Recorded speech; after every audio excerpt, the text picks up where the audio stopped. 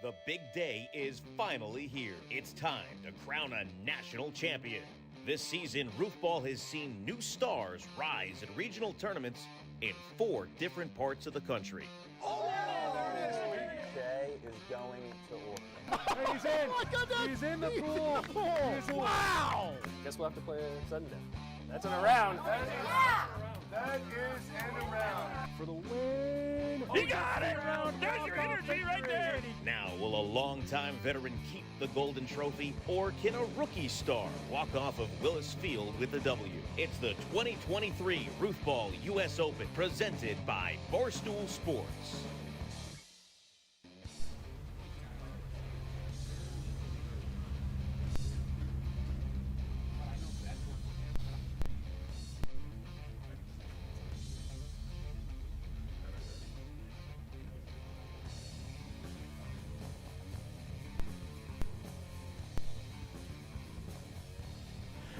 "25 years of Roofball history brings us here today, Willis Park in Beaverton, Oregon, on a partly cloudy, overcast, 64-degree Saturday afternoon. Thank you so much for being here with us. It's the 2023 Roofball U.S. Open, presented by Barstool Sports, the final major and final tournament of the 2023 Roofball season. Hi, everybody, along with Lauren Workians from all across the country. There have been other top finishers, I should say, that have been here from events from New Jersey, Michigan, California, and obviously Oregon. So what are your thoughts now, being longtime Roofball players, the way that this sport has blown up? Oh man, it's incredible. You said 25 years in the making. This has been Adam Willis's passion project for a long time, and I couldn't be happier for where it is right now.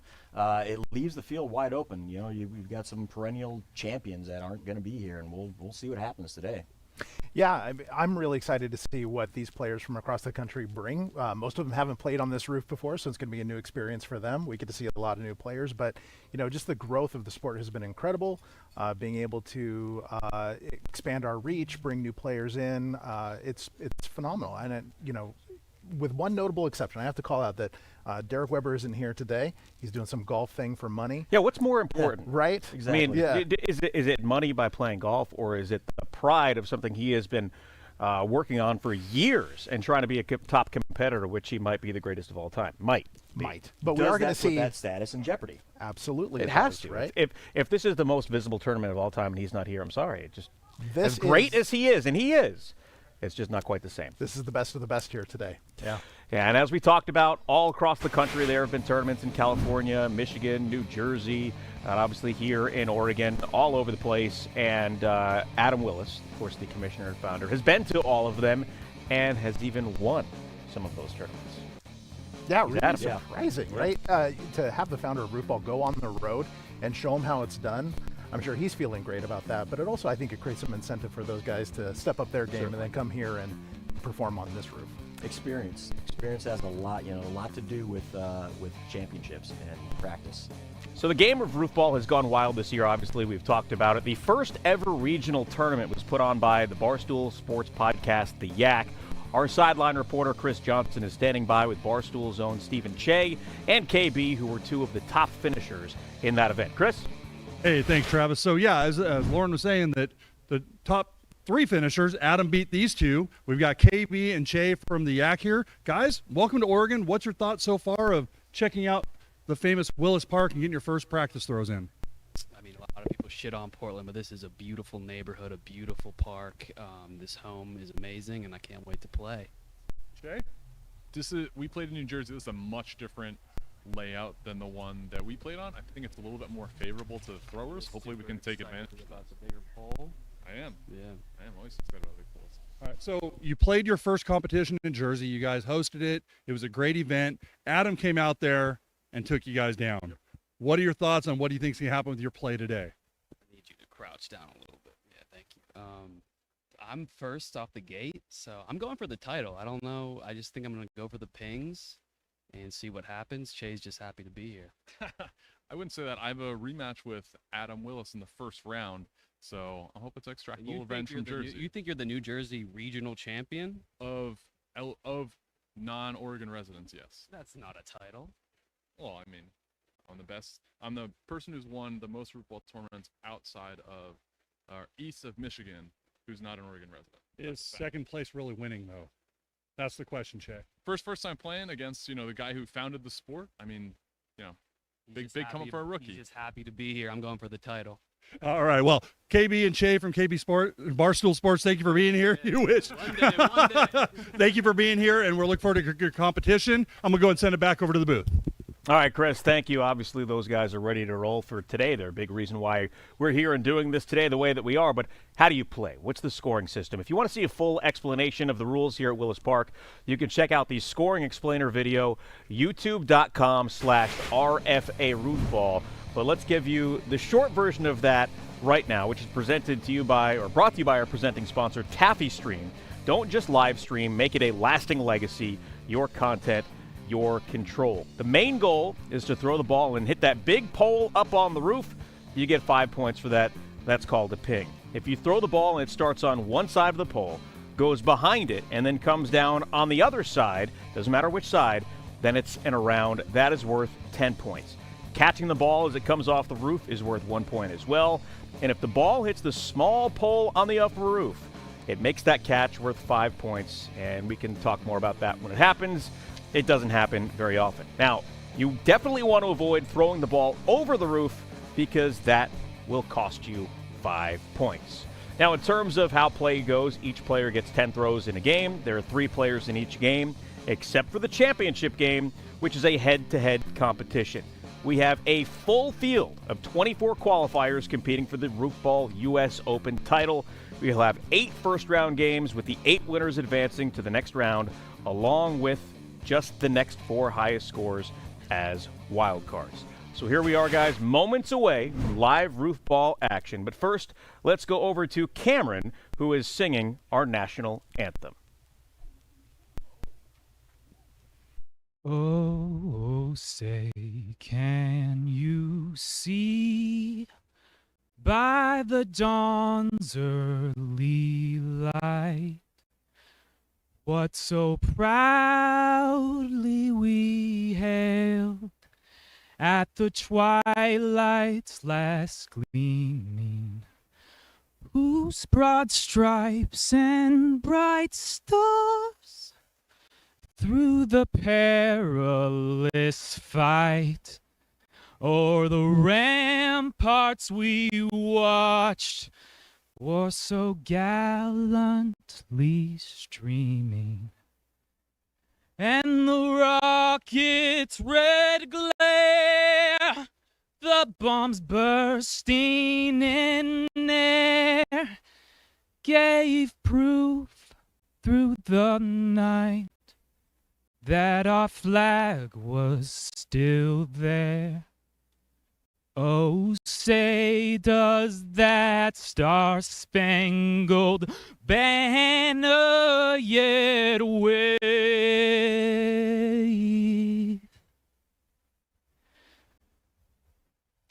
through the land of the free and the home of the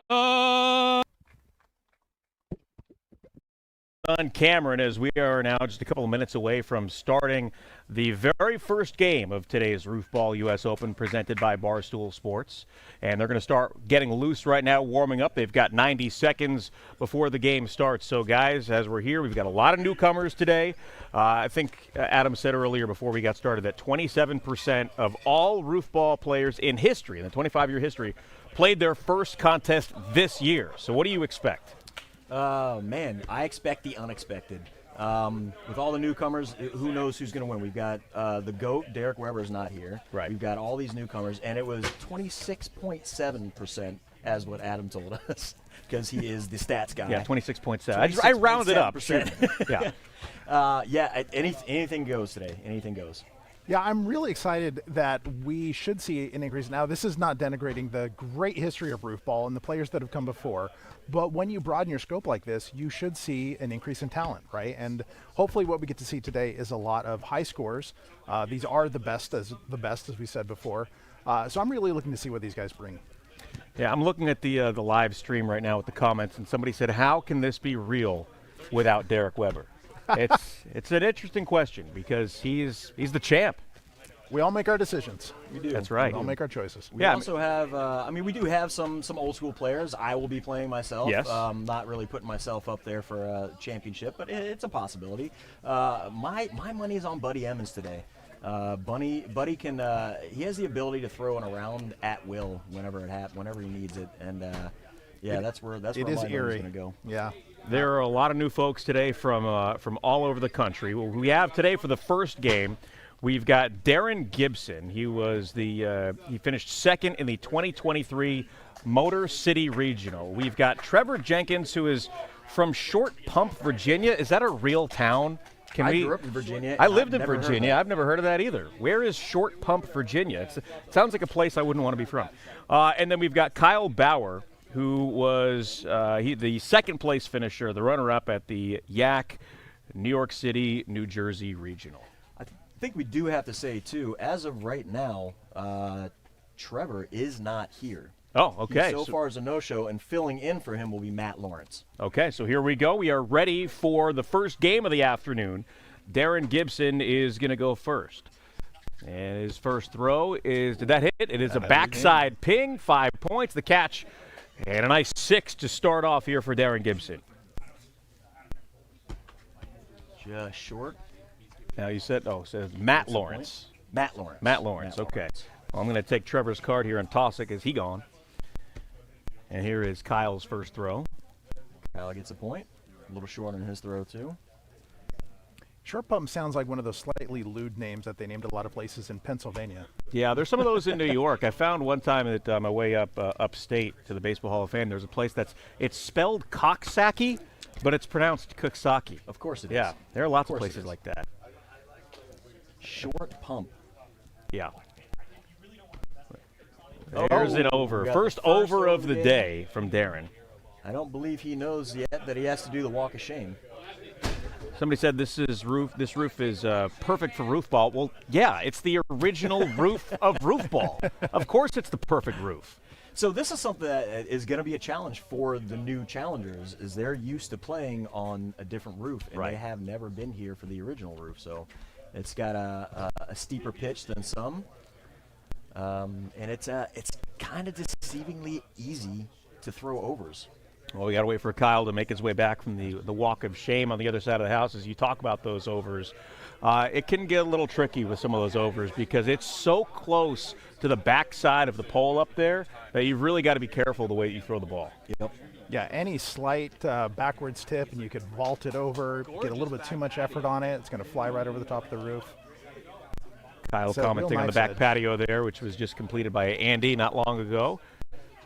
There's his throw. Did it get it? It did. There's a ping. He's back in positive territory and makes the catch falling to the ground. So after 3, we have Darren on 8, Good extension. Matt on 2, and Kyle on 2. That is a ping again. And a catch there, 6 for Darren as he extends his lead. Darren is looking pretty sharp so far. Oh, that went everywhere but the pole. And you'll notice for the first time we have an official referee here Yes. today who's given us the call so that we don't have to try to spot it from the booth. Kevin Berry is our referee today. That did not hit it, and there's a catch and a point for Kyle Bauer. Still no instant replay or red flags, though. So here's Darren. He might be a little tired today. They drove out from Cleveland to Wow. make it here. Yes. That's a commitment. long drive. That is a long drive. Yeah, they drove. Matt's throw is just a little off, but he does get the catch for the point. Gotta love a good road trip, though.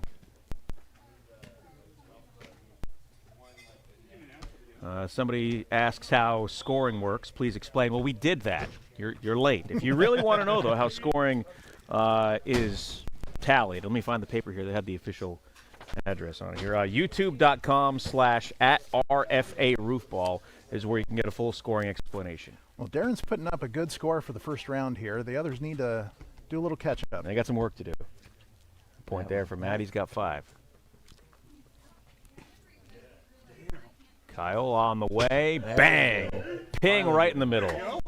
Getting back from that over. He was a little cautious on the last couple throws after that over, but Had to get some gusto under that one. Now, Darren's twin brother is also competing here today, and in fact, I think they went 2-3 at their regional That is a tournament. ping. They did indeed. That's a ping and a catch. 6 more for Darren, who has got a comfortable lead right now, but that can change very quickly.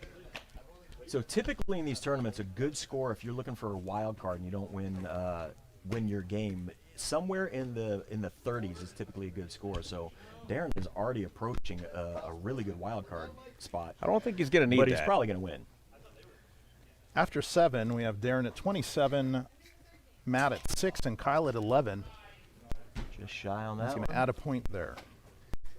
And however you score in your game, even if you win, that determines who you go up against in the future games this afternoon. Matt with the catch. That's hey, a nice there we ping, go. and makes the catch.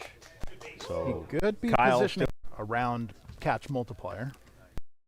yeah, but that's incredibly rare to see that happen, especially late to get somebody back into a game. There's a There ping. we go. The thing I'm seeing from Darren is he's got some consistency going, and in this Yes. sport, consistency will take you pretty far. Ping catch will win every time. There's an Oh, over. His dear. second over of the round, and that's probably going to do it for Kyle Bauer. So entering our final frame, we have Darren at 34, Matt at 13, and Kyle at 12. There's a ping. There you go. He didn't play it conservative. There's a catch. He'll finish with 40 points. That's a Heck of a really first decent game. score. That is yeah.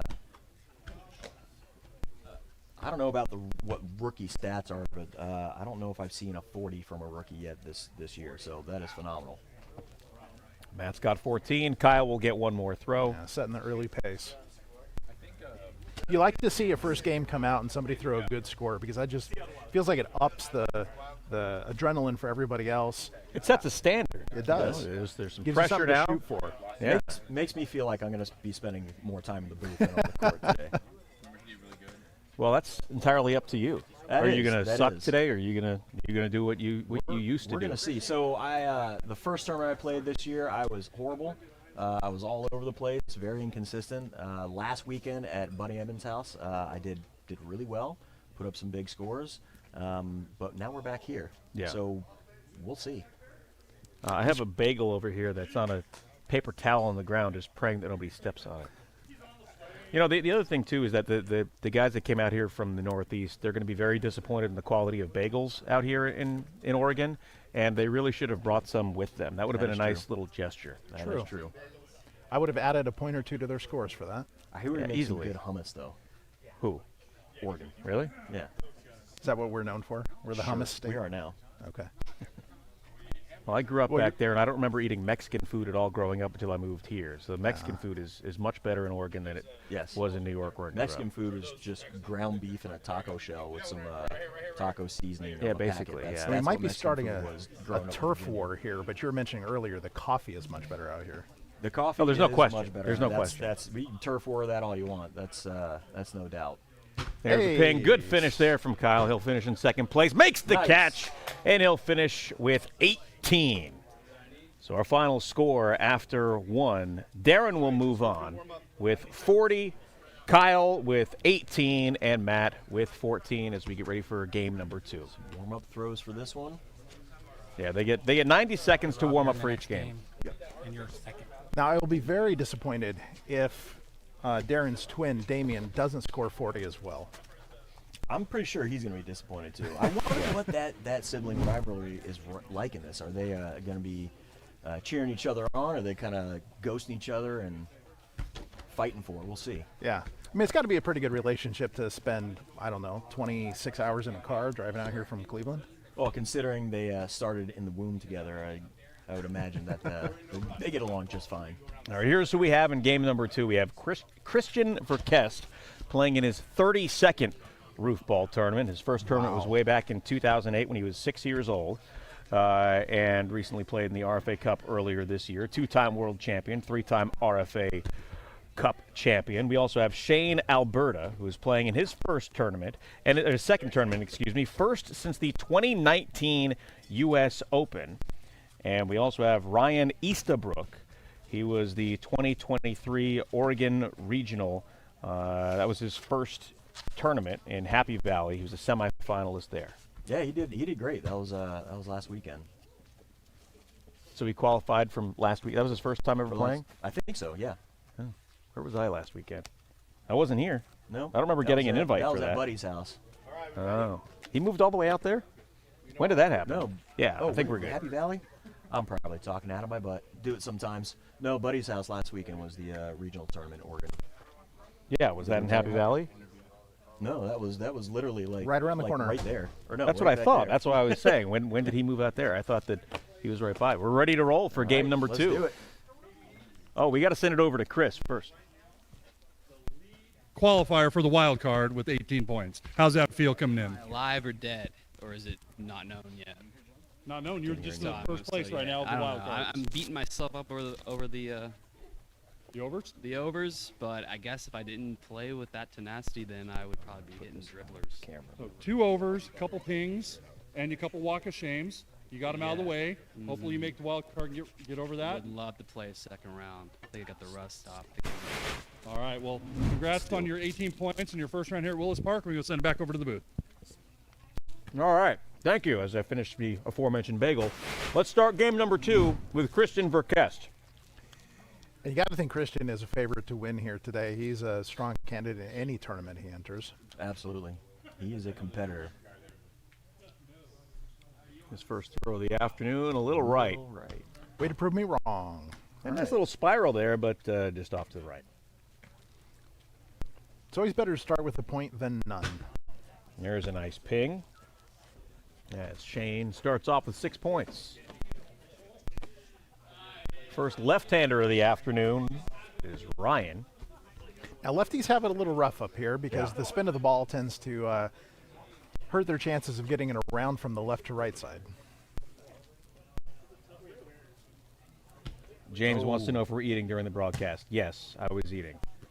Deal with it. Christian with a very slow start. Oh, he's going to find himself in trouble if he doesn't pick it up here. Shane's got an arm. There's our first inside around. out. The inside out around. Now that is typical of lefties. That's true.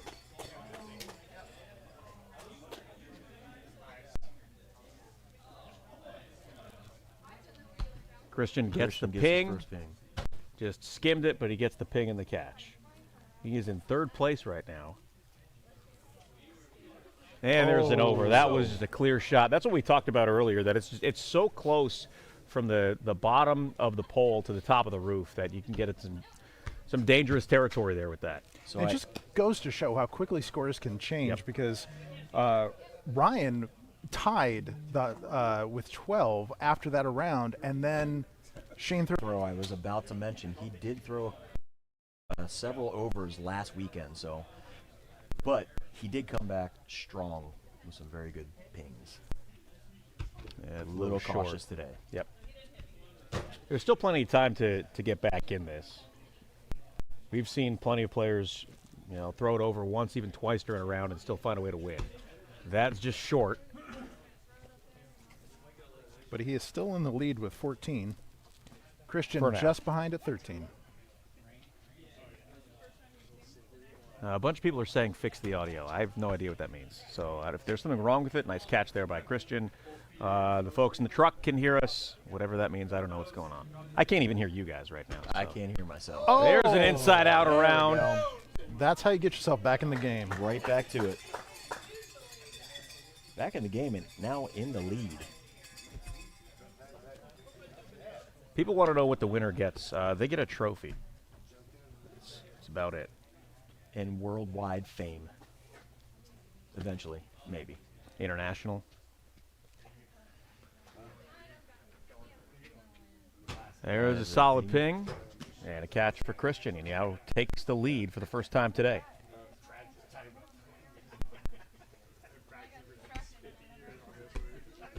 Shane again short, so inconsistency in his throws. Might come to bite him. Here's Ryan, who apparently is a guitarist in a local punk band. Gets nothing right there. Through 6, we have Christian and Shane tied in the lead with 20. And Ryan with 15, not far behind. Off to the right, but he makes the catch.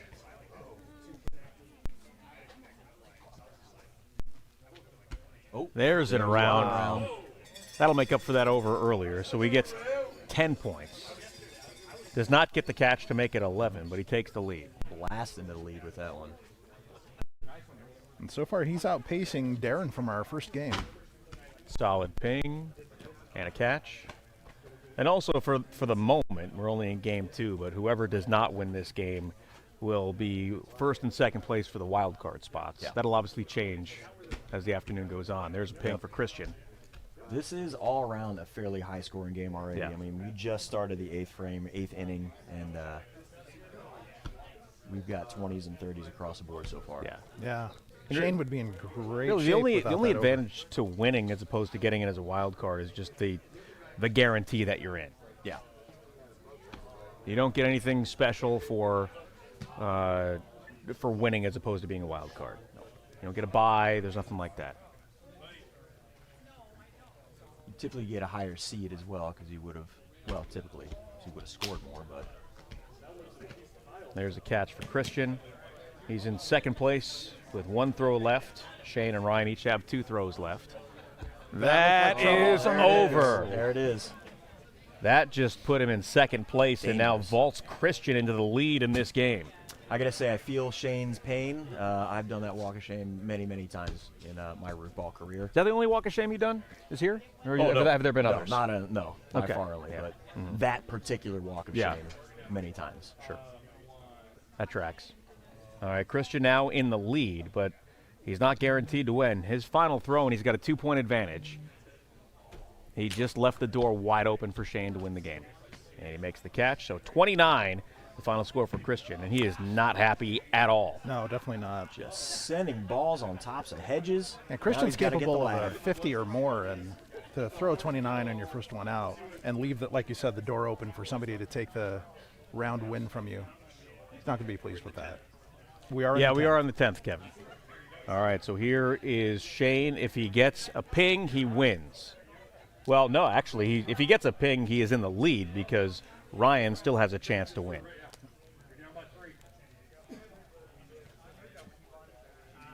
And there it is. Right on the money. Can't get the catch.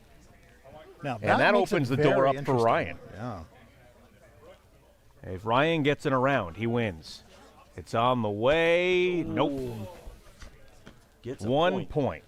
That point could be crucial. That leaves him with 23. So our final scores for Game 2, Christian Verquest with 29. Our winner, Shane, with 31. And Ryan finishes with a respectable 23.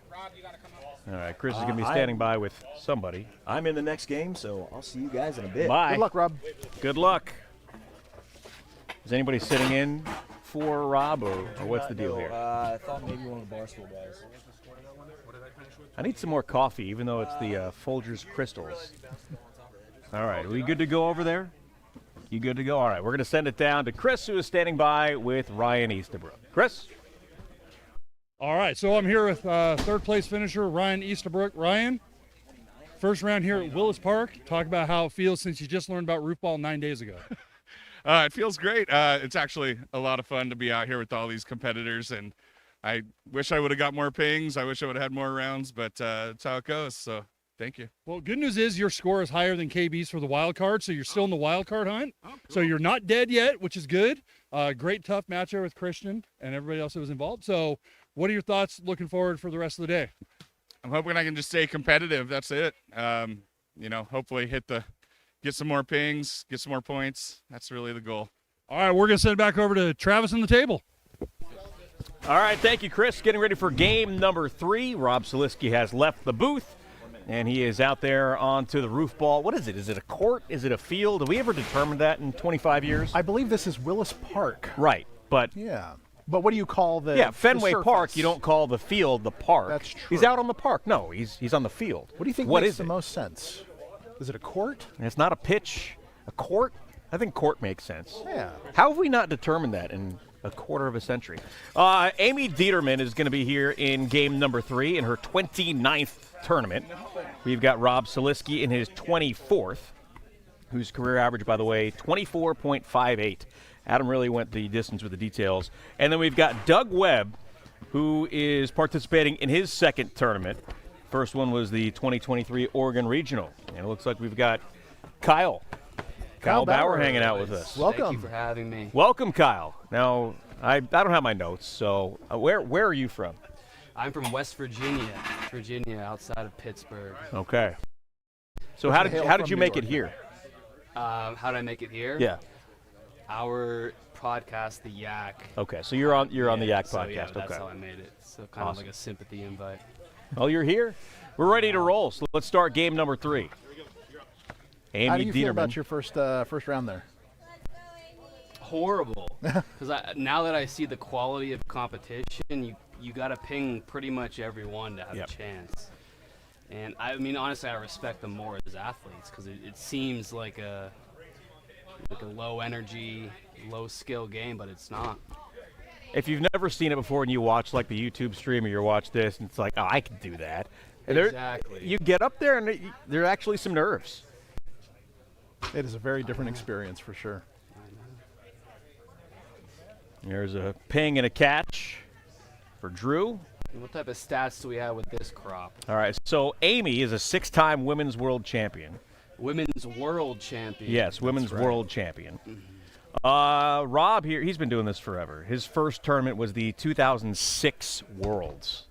When you say worlds, are you talking about a global event? Well, technically, it was the only one in existence, so yeah, it was the World Championship. Not like all that stuff with, the NBA World Championship stuff last week. It was the only tournament for a long time, so when you won, technically, you were a world champion. Were there any Asian competitors or African? I don't think so. Okay. It was like baseball before 1947. Right. Great catch. from Determan. Is anyone else throwing it over like me? We've had a couple of overs. Nobody's thrown 2 in one frame before. So I was trying to think of like the best Today. strategy for actually winning the event. Do you go for the rounds, or is that something you don't go for? Well, the thing is, if you ping every time, that's a 60, and that's a score that is insanely You're high. fine, yeah. Yeah. So if you get, 7 pings, a 42 is a really high score. Got it. So through 3, we have Amy Determan with 3, Rob Siliski with 13, and Doug Webb with 13. Amy actually has the highest score ever by a women's player, a score of 47 a number of years back. 47. Rob gets the ping. Rob So seems to be on point today. when you first Arms saw looking that this good. was a thing, what did you think? What did I see? It was one of the throwback videos that it made a resurgence years later. Yeah. And it seemed, we were all on our show. He's like, this is awesome.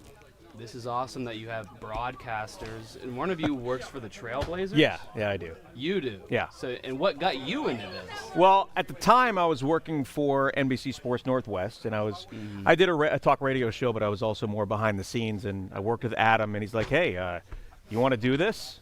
Like, you going to pay me? He's like, well, we've got burgers. I'm like, all right, fine, why not? I had no idea what Roofball was, so I showed up, and been here ever since. And you've done how many events? I really don't know, because I moved away for a while. I moved to D.C. for a while, and then I came back, and some of these are during the NBA season.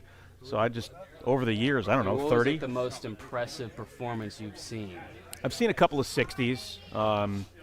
It's been interesting watching some of these players like Christian Verquest, who played in the last game. He was in high school when he first started playing, and now he's all grown up. But seeing the evolution of some of the people here has been kind of fun, and just making friends. Yeah. Well, we have a remarkable game developing here.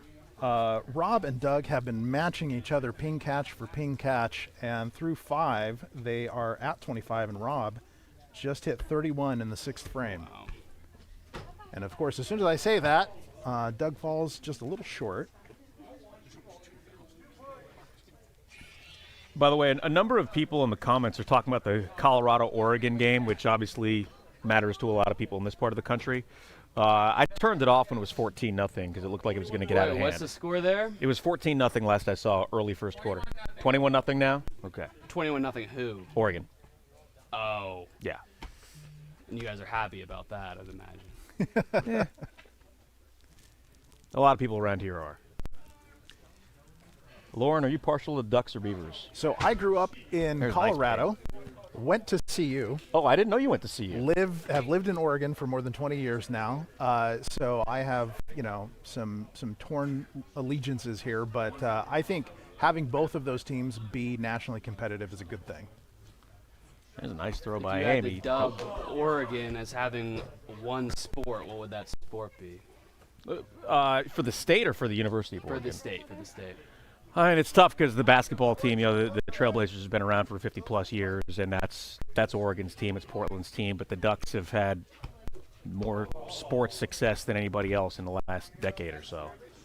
So it's tough, but I'd say basketball. Would running be in the mix? Yeah, absolutely. Track and field for sure. Yeah. Soccer is huge here. It's not for me, but people around here love You guys got the soccer. Timbers Yep. in the mix. Yeah. And the Thorns, the women's team, they sell out too. And they have both are extremely competitive. Multiple trips to their respective championship games and championships among them. Mm-hmm. It's a hell of a game from Rob and from Doug. Doug's got the lead. So both of them have really respectable wild cards right now, but they want to walk away from this with a round win. And Doug doesn't have to do anything here. He just has to not throw it over. But he's not going to be conservative, gets the ping. Nice job from Doug. This is your first time in Oregon? First time in the Pacific Northwest. It's beautiful as advertised. Probably one of the most naturally beautiful states in the country. It's pretty awesome. Well, lucky we're having this in September when it's not raining. So moving into his final throw, Rob needs an around here to take the lead.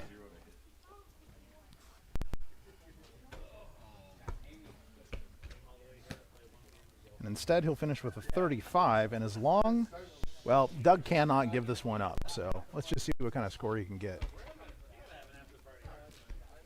And he is going to be our high scorer for the day with a 43.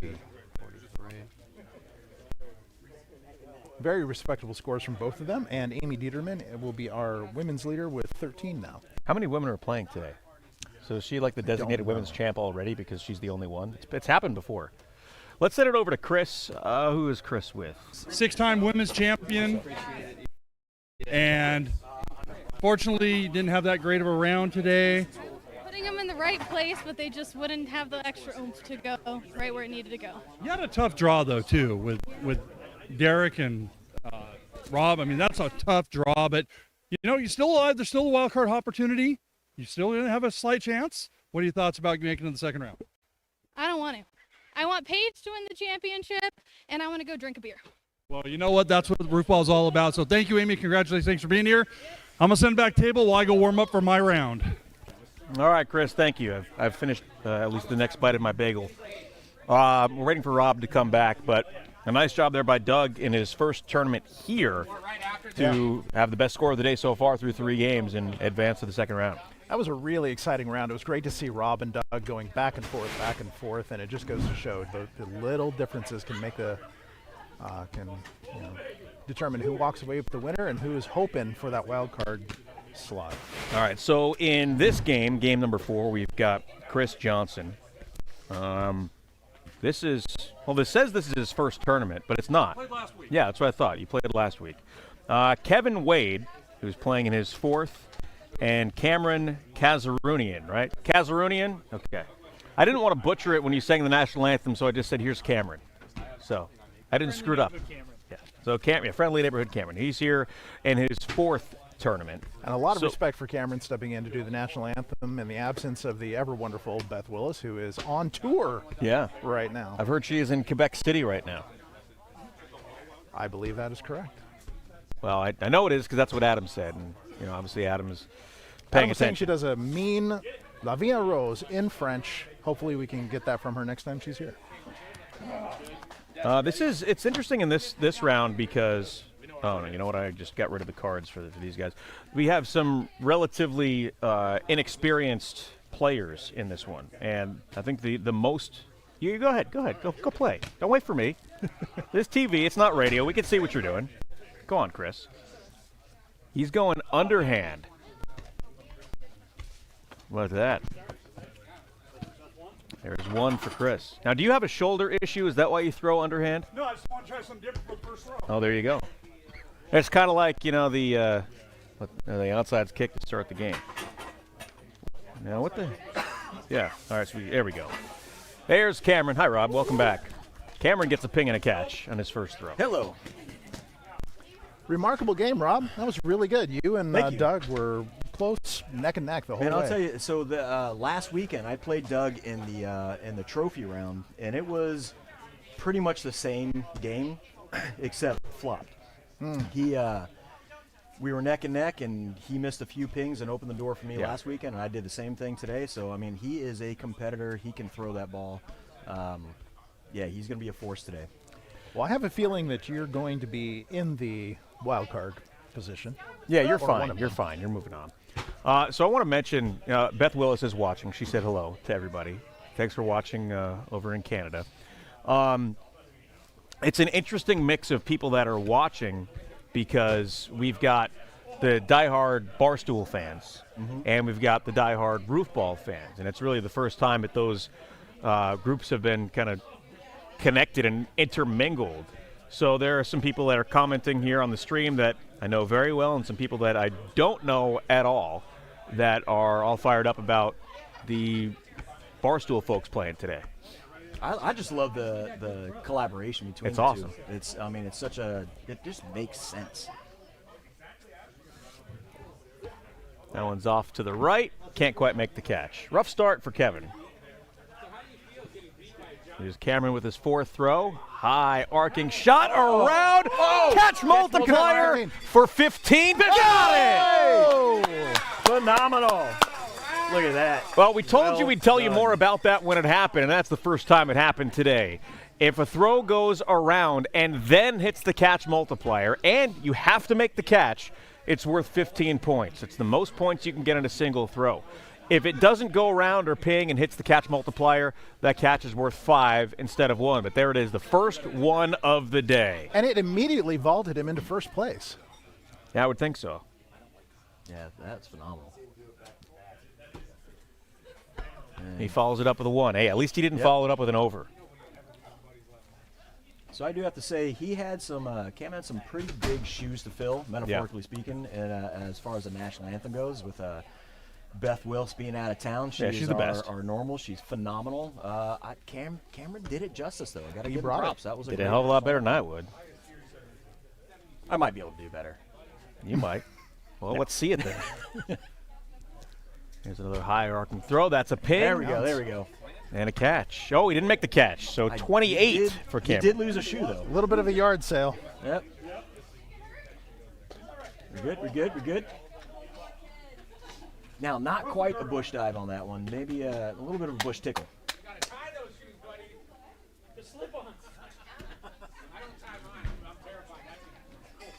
No catch. Somehow bobbles that. Now, Chris is 6'9" and has a 7-foot wingspan. I learned that last weekend. I would have thought that wingspan would have helped him a little bit on that catch radius there, but but he's old and uncoordinated, as he says. There it is, and a catch for Cameron. Good thing this game is perfect for old and uncoordinated. Yeah, that's most of us. Chris is easily the tallest person here. Speaking of old and uncoordinated, nice attempt there by Chris. Cameron was struggling through the first 3, and wow, he is putting up a phenomenal score now. He's up to 34.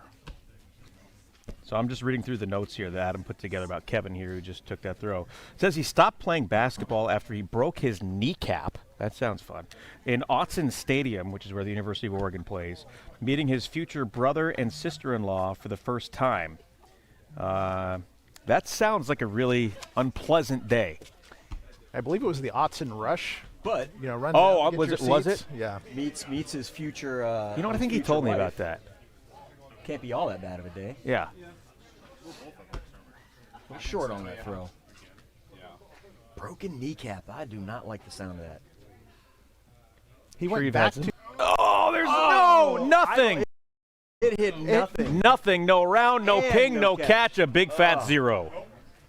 Wow. That's almost as surprising as the 15 to not hit anything there. Yeah, I'm not even gonna. There we go. What? Well, so there are a couple people that are. We're looking through the comments. There are a couple people that want to see Nick from Barstool on the broadcast here. I don't know who that is, but apparently everybody loves him. So Nick he's from Barstool. Is there Nick from Barstool here? Good catch. My by apologies to the Cameron. people who love him. I'm sure he's great. But if he's here, have him sit down. And with that, he secures the win for that game. So in first place, Cameron with 36. Chris follows with a 26, and Kevin finishes with 8. We got to wait. So is Chris going to interview himself? I want to see that, actually. All right, Chris is over there with Kevin. Are we good to go? All right, Chris, go ahead. Thanks, Travis. So I'm here with Kevin Wade. Kevin, your first performance at Willis Park. Talk about it. Just different than the place last week, little different angles. Wasn't able to get a ping. Very close a few times. Wish it did better, but, always fun to compete. All right, so you've seen the field so far, we're 4 matches in. You see anybody stands out the most to watch out for? Cameron, watch out for him. That 15-pointer, if he can hit a few of those, that's going to be it. All right. Well, there you hear it. So we're going to move on to the next round. We'll send it back to the table. All right, Chris, thank you much. We're on to, was this game number 5? We're cruising through this. We've got, in this game, let's see, Chad in his 3rd career game, Jeff, and Caleb. So we've got a couple of newer players, and then Caleb who's been around for a while. Good save, Caleb. Caleb just saved the camera. Jeff Chambers is the winner, I believe it was, of the Detroit tournament. Yes. Second, he was the he won the champion tournament. of the Motor City Regional from Garden City, Michigan. And the Twins came in 2nd and 3rd. I believe that championship game went to 7 overtime frames, which is the longest in Roofball history. Smokes. They were either both really keeping pace with each other, or they were just missing everything. I wasn't there. I didn't see it. Yeah, do we have the scores from that one? From that game? Was that I do not have them. Was that a ping for ping, or is that a miss for miss? Caleb Overtime? says he's good to go. So I do want to do a quick update on the wild card. With the last match recorded, that means Kyle Bauer is officially out of contention for a wild card slot. I really hope David's 18, joking. For a last wild card, that's not a bad score. So this has been a high scoring day so far. It absolutely has. Okay, here we go. This is live.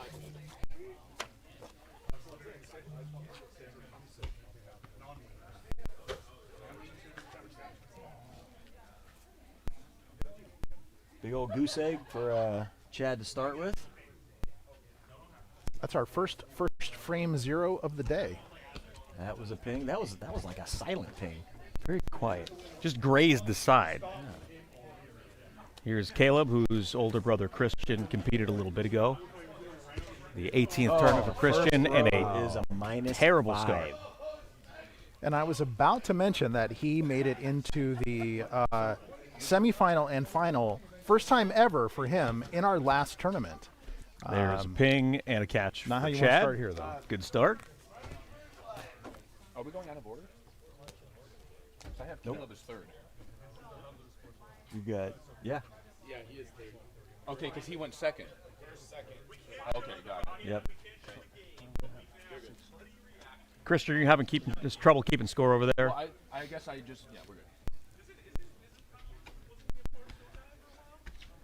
There's a catch for Jeff. I do dig Jeff's T-shirt. Well, for people who can't really see it, maybe they're watching on their phones and it's too small. Why don't you describe it? Well, when he goes up and plays again, it's something about a roof on fire. Yeah. On the back. I don't know what the front says. I believe he was also dubbed Relentless after that 7 overtime frame win. Gotcha. And that's why he's got Relentless plastered across the front of the shirt. Love it. So, yes, it is a picture of a roof on fire with a couple of balls. And, He is definitely balling that roof. You don't hit 0, right? And we're still very early. Caleb goes up. And can't quite make the catch. People are still commenting about the lack of having a car in the driveway. And again, we talked about this the last couple of tournaments, that It's a big-time liability for Mama Willis, and if she's going to let us do this at her house, she's not letting the car here anymore. We have considered alternatives, somehow getting some mats, getting some sort of structure that we can pad up. I got a bouncy castle for my kids. I can bring that over next I time. think that's a great idea. I personally missed the car myself. Yeah. It was a great object. Yeah, but you were throwing second. Throw three, I think I pinged.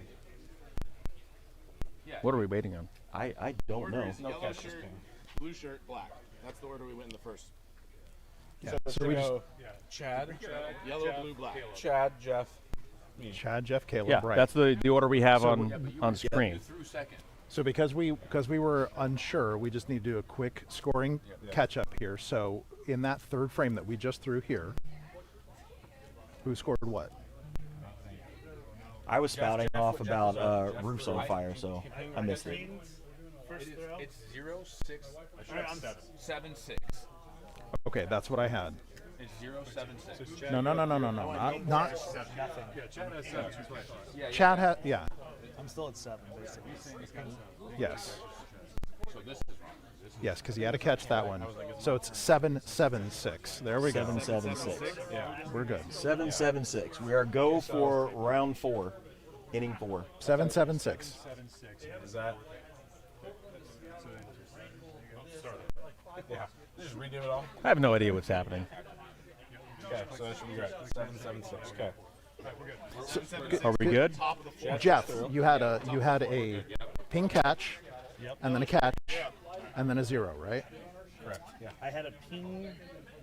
Did I not catch it? I don't remember now. I have you as a ping catch, a catch, and then nothing. Yes. Okay, we're good. It's 7-7-6. And then Caleb had an over. Oh, he missed the catch. No, so it was over. Ping catch. No, ping, no catch. Ping, no catch. No catch. Right, Yeah. and then ping. Got it. Okay. So Got that it. should be a 5, right? Ping, no catch. No, that was a ping, no catch. That was a ping catch. No, the second one was a no catch. Right, so 5. Oh, I got you. Yeah. Nothing there. You know, it's pretty remarkable that we made it all the way to Game 5 without any scoring issues or anything like that. Did that hit it? Nope. Just short. I mean, I was expecting Game 1 to have, something hit the fan, but it hadn't happened yet. Is this the only That's a solid ping. Is this the only sport where the players actually get in the booth and argue their scores? Might be. Nothing there, just a little short. Ooh, Nope. so close. Oh, misses the catch, no. too. Nothing. I like how he went for it. Good effort. Sacrificed the body, but He's But been stuck on effort 7 doesn't count. Nope. Effort doesn't show up. It's good effort. Walk up ping. And effort kind of defeats the whole purpose of Roofball, doesn't it? I think as Roofball grows, people get a little bit more serious about it, and that's why I like to bring it back to here. Yeah, where it belongs. Exactly, back to here where it belongs. These guys better pick it up if they want a shot at the wild card here. The minimum score for entry There's is a ping. 23. Weird ping, but it was a ping. What's the wild card minimum right now? 23. 23. Okay. All right, let's see what Caleb can do on this. No. Just missed it. But he does get the catch and the point. So he's tied with Jeff for second place through 6 throws. Nope, nothing. Short on that one. Makes the catch. Oh. Nope, a little over his head. Short. Again, I'm used to, talking about a lack of effort as a negative thing. But I think today it's just what Roofball is. That's why we're here. That's why we're not out on like a big field or doing something overly athletic, because this is just a pretty chill game. It's homegrown, home thrown. Yeah. And literally anybody can do it.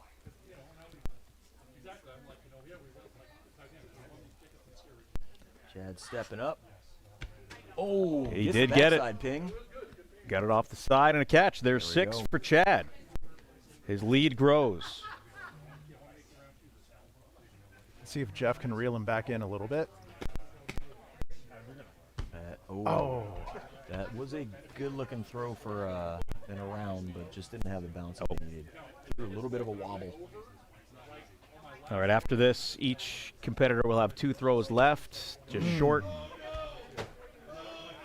So Caleb's got 14. What is Buddy doing back there? He's watching the Oregon game. Oh. Good things must be happening for the Ducks right now. Oh, Chad. All right, Jeff has 2 throws left. No He's catch. down by 10. He's got to try and make a comeback right now. First throw is a ping. That's a good way to start. And a catch. So he's within 4 with 1 throw left. I'm glad you're doing that because I'm even worse.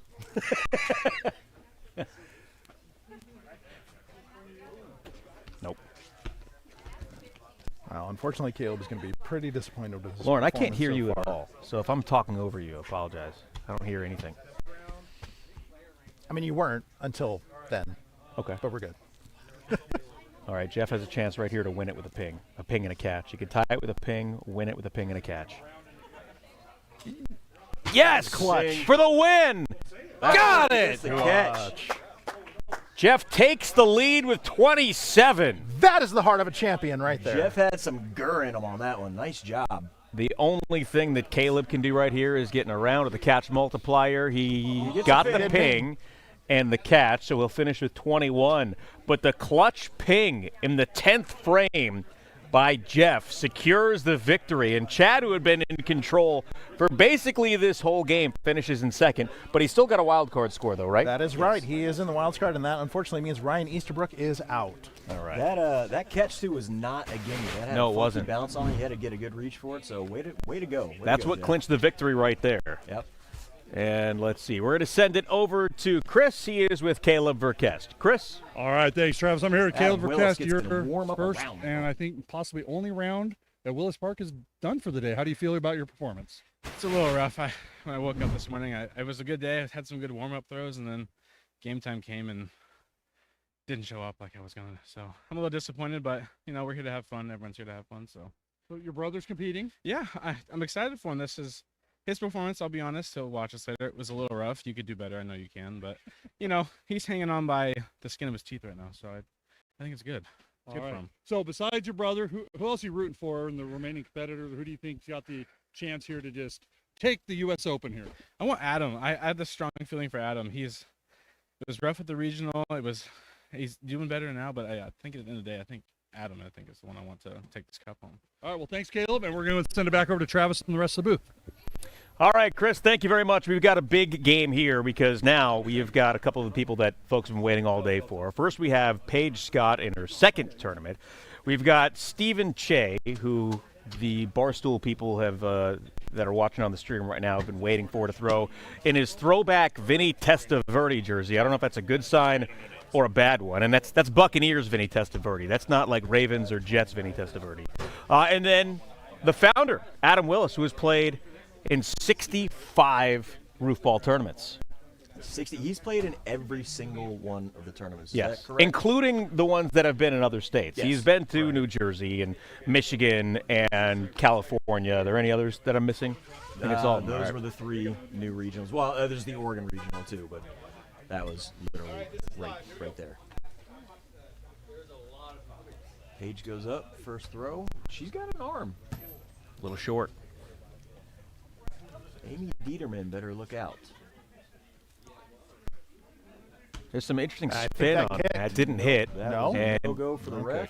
he makes the That was just catch. shy. 1 point. He is not earning that nickname, and we are not going to say it. Throw Around. Could you script it any better than that to start for Adam Willis? And you see a look come over Steven's face there as he knows he's up against. A rifle from Paige with the ping and the catch. Just shy again. Just shy again. He called it. No, he called the ping. Oh, he called her a ping? Yeah. Called her a ping. My bad. He's going to need to get a few more of those before we refer to him by his nickname. Very true. Nope. Got nothing, but he got the catch. Already a tight game. That's a good-looking throw. So nothing there.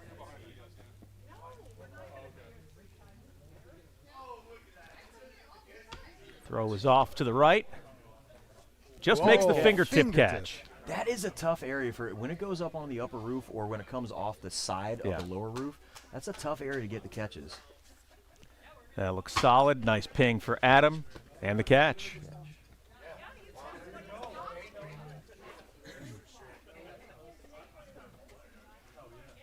Hey. Almost knocked the thing over. Look at that. There you Ping go. and a catch.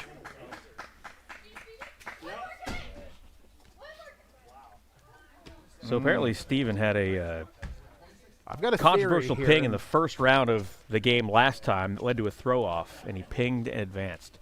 Now, he did give us a nickname to call him, but we need to see him actually do something before we call him that nickname. Yeah. There's a catch from He's got to from earn it Adam. from us. Yeah. Yeah. He's got one ping so far through 4. I have a theory, and this is something that you see some relatively inexperienced roof ball players do, and that is you throw your arm out in practice, in warm-ups, right? I mean, I will have to say that as a veteran, I know the roof. I know the bounces for the most part. that helps. So I only need a couple throws to literally warm up my arm. Mhm. So I get it. I get when they over warm up. They're trying to get the feel for the roof. But hey, that was the breaks, man. Should have lived out here earlier and met Adam earlier. Athletic ability and arm strength doesn't translate to victories all the time here. There was a tournament earlier this year, and I don't remember the name of the player, but he was a college baseball player. He was probably in the best shape of anybody out here. Had a cannon for an arm. He didn't get out of the first round. And there's an over. It's the over. That one's rough. Walk of shame. That's a regrettable first 6 frames for Steven Cheah. And Cheah throws it over. And the other thing about that, too, did he give himself that nickname? Because if he did, the only person who can ever get away with giving themselves their own nickname is Kobe. He's the only one. This is true. I was about to mention the same thing. Like, anytime you give yourself a nickname, you're already asking for defeat. You're asking for bad things. Bad karma. There's a ping. That ping saved it from going over. Fantastic. And that puts Paige at 20 through 7. And yet to throw in the 7th frame, we have Steven sitting on 4 and Adam with a 31.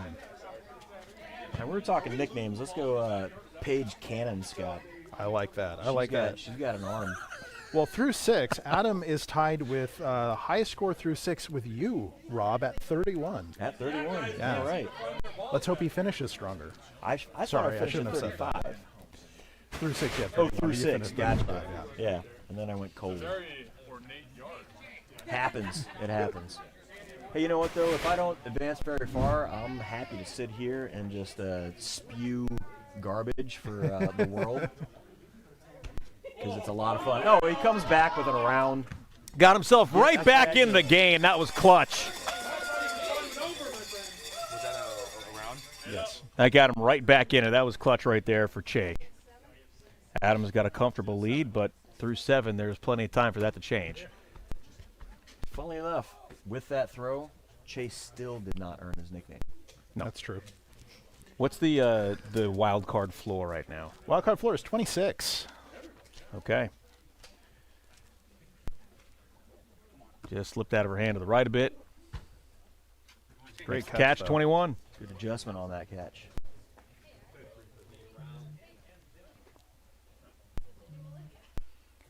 This big throw right here. Nope. Nope. Everything's fading off to the right for him a little bit, except for the over.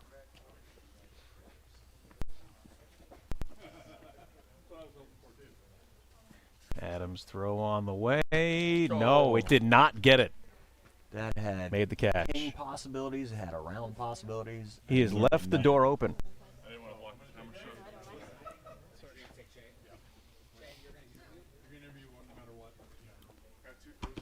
Oh, good territory for the inside out around, but nothing.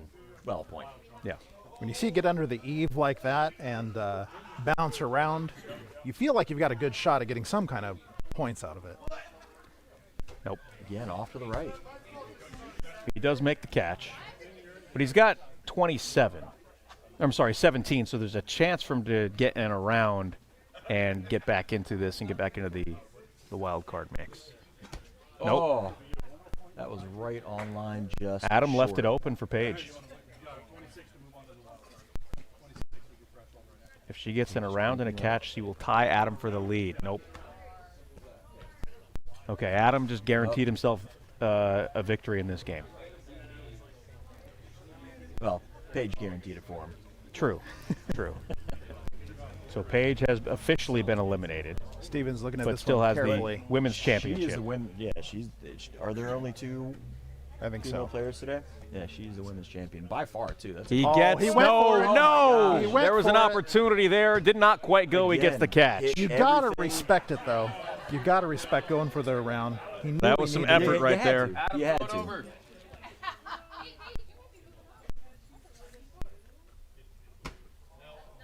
Oh, hits the base. Gets a nothing. 33, a very good score. And he will walk away with the game victory. Adam at 33. Paige finishes with a great 22. And Steven, maybe some jitters. First time playing in Oregon, finishes with 18. All right, let's send it over to Chris, who's standing by with Cheah. Chris? All right, thanks, Travis. So I'm here with Cheah. 18 points. You tied KB, but you're underneath the wild card qualifier. Talk about your first competition here at Willis Park. It was a great time. Definitely underperformed expectations. I think I hit a ping on the second or third throw. Was feeling good. It was at 10 through 5, so I thought that's 2 throws left. I needed to get, I think, like 10 or 11, so didn't hit the ping. And so the last throw I went for an around, which could have saved me, and went around and back the way it came, so Nate, did not count. is it totally fair. Ronner or Roner? Tough showing. Tough showing. I gotta be better than that. All right, so are you going to be back for 2024? I would love to be. You got to win Jersey to get here, right? We're in Illinois now, so. Oh, Illinois. Okay. Yeah. New market, new regional. Yes. All right. Yes. Well, there we go. So, all right. Well, that's from Cheah. Well, hopefully we'll talk to you a little bit more throughout the day. I'm going to go and send it back to the booth. All right, we're back over here. Thanks, Chris, as we get ready for game number 7 of the first round. In this one, we have Damian, who is the twin brother. Was it Darren? That's right. The way it was explained to me, to tell them the difference, they're both from Cleveland. He's obviously wearing the Indian shirt, the old Indian shirt. That Damian, the devil, is wearing red. Yes. Devil wears Have you ever red. seen Children of the Corn? Obviously, Damian's a good horror movie name. Nate Roner from Southern California in his second tournament. He was the Southern California regional champion. And then Devin Humpage, who is a longtime Roofball vet. He's been playing this is his 10th year playing Roofball. 9th? It says you started in 2014. That would make this number 10. Did you miss a year? Whatever. Well, just watching warm-ups, I have to say, Nate's got a heck of an arm, and he shows it right there. Devin going with the gloves. Now, aren't those more receiving gloves than throwing gloves? They are. Do you think So he's Jim McMahon? He's for he's the banking old on folks? points. Banking on the catches, the single points. There we go. There's a ping and a catch. There's a ping. This could be a hell of a round. Now, Nate is the San Diego champion, correct? Southern California. Oh, There's an around. around. Big time for Damian right there.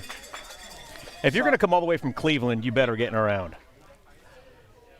Yes, he's from San Diego. I was talking to Nate earlier, and he said that he hosted the tournament, and he also hosted it at his mom's house. Gentlemen, awesome. this is remarkable. That's probably why he Through won. 3, we have 18, 18, 18, and they just keep going. Woo. Ping City right here. By the way, someone commented that the commentators, that would be us, are hilariously boring, and that's kind of the point. Well, fair enough. Right? Oh, Does that count? It's an around. Missed it. That's an around. But he gets 10.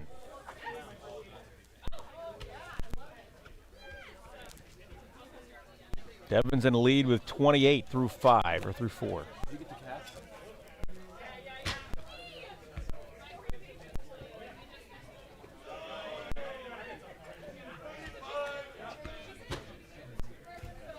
Oh, Devin leaves the door open. Solid ping. These guys are going so fast got- and scoring so quickly, it's hard to keep up with them. Yeah. That got some serious movement on the pole there. I'm sure that's not the first time you've said that. Not at all. Nate did get the ping, but he didn't get the catch. Devin, boom, right in the middle. through 6, 31, 36, 34. We might have 2 wild cards get knocked out here. Oh, did it hit it? No, it did not. I don't think they hit. Wow.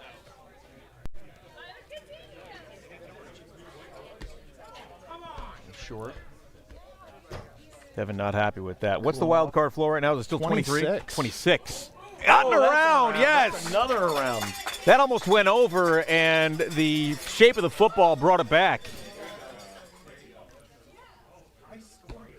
Oh, and almost another over. So right now, everybody, barring some overs, is advancing. Nope, that's short. This is an unbelievably high-scoring game. There's a ping. Solid. Nice solid. And a catch. Throws a floater.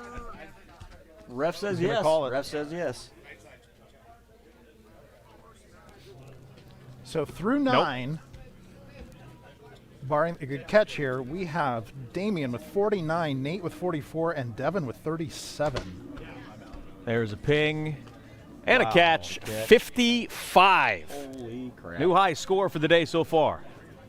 And not to be outdone, respectable 50 for Nate. Did he get it? Nope. Says no. Catch. And gets the catch. What do we got for final scores in this one, Lauren? So Damian walks away with 55, Nate on his heels with 50, and Devin a very respectable and wildcard worthy 38. So the highest wild card right now is a 50. That is true. The floor would be now. The floor is now, after a little bit of number crunching here, I think the floor is going to be 35. 35. That is a really high wild card score. All right, Chris is standing by with both Damian and Nate. I don't know if we're ready. Are we good to go? All right, thank you, Travis. So, what a hell of a round, guys. I mean, man, talk about your performances out there.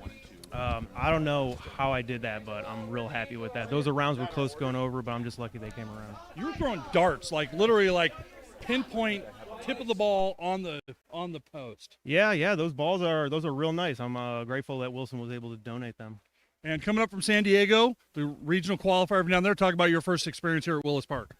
It's humbling, man, just being in the midst of legends, you know. I was trying to hit the dong and I got it, you know, a couple times, and I was happy about it. So good round. So just for those that you might know, dongs in San Diego are pings up here. That's what their terminology they use, but that's okay. Just to clarify, everybody. All right, guys. Well, you guys definitely, I think, are both moving on to the second round. So congratulations, and we'll look forward to more action from you. Thank you. Back to the booth. All right, Chris, thank you much. We are 7 games in. We have 1 left here in the first round. We've got Buddy Emmons, who has been around a long time. 2000 was the first year that he played Roofball. His 52nd tournament, second most all time. We've got Michelangelo, one of the Barstool folks out here today in his very first ever tournament. He produced that documentary on Roofball. Half of it this morning. Only half because it was, the morning coffee hit, and I didn't want to spend that much time sitting down. And we also have Colby Lawrence in his 4th tournament. I've heard Buddy made a vow to not cut his hair until he wins another tournament. Well, what happens if he starts to go bald? Hey, Scullets are Is that why he's always wearing the hat now? That's a good point. Are we ready to roll? All right, Buddy's going to be up first. The only person that has played more Roofball tournaments than Buddy is the founder, Adam Willis. I believe Buddy is Adam's oldest friend. Known each other for a very, very long time. Is that why he's named Buddy? You know what? I don't know the story behind that. He is officially Robert Harold Emmons III. First ever throw is a ping off the top. And what a catch by Michelangelo. Diving, laying out, fingertips, gets the 6. Mr. Highlight already. I think he can retire now after that. If he has any college eligibility, Colorado might want to look into signing him. Oh. But he can't get it to stick in the hands, but he gets the 5. There's a ping for Michael. Can't make the catch, but let's take another look at the diving catch. That was unbelievable. Probably the best thing we'll see all day.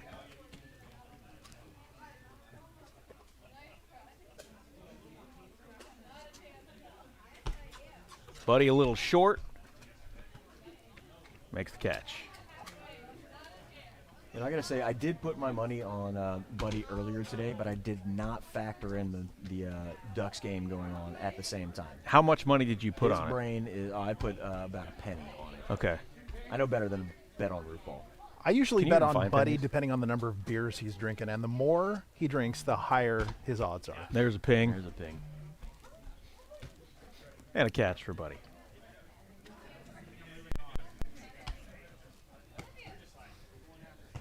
That's nothing there for Michael. Oh, man.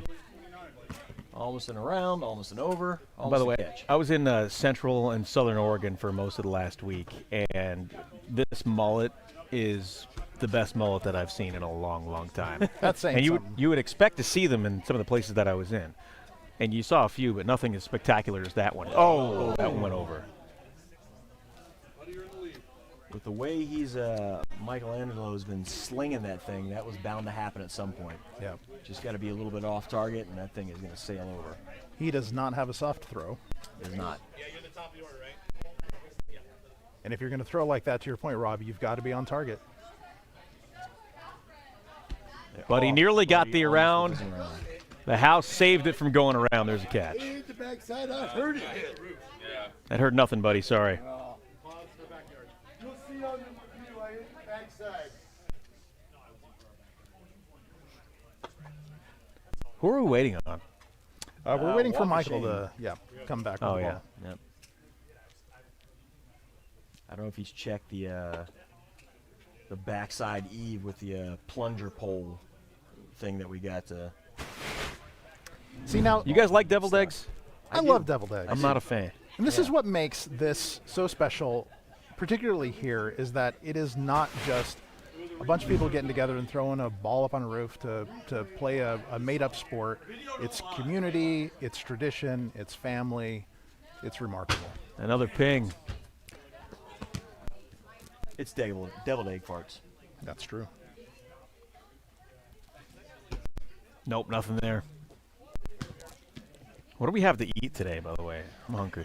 We have a we've little bit got, of barbecue. We got a food truck over there, some southern kind of soul food. Exactly. I think we get some fried Good chicken. spiral, There backside we go. ping, around, and catch. Boom, there it is. Again, that's how you come back from an over.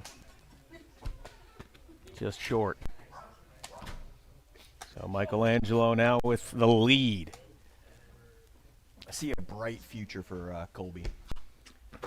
Agreed. That kid, he's played in 3 tournaments, I think, this year, and got some good showing so far. Apparently Got a he is heart that a won't quit. practitioner of Brazilian Jiu-Jitsu. Yes. Do not argue with him on his throws.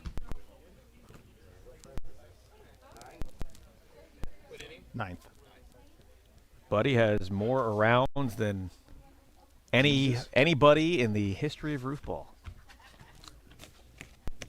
Not one today, though, yet, huh? Nope, not yet. He got another Good ping showing and a from catch. Michael.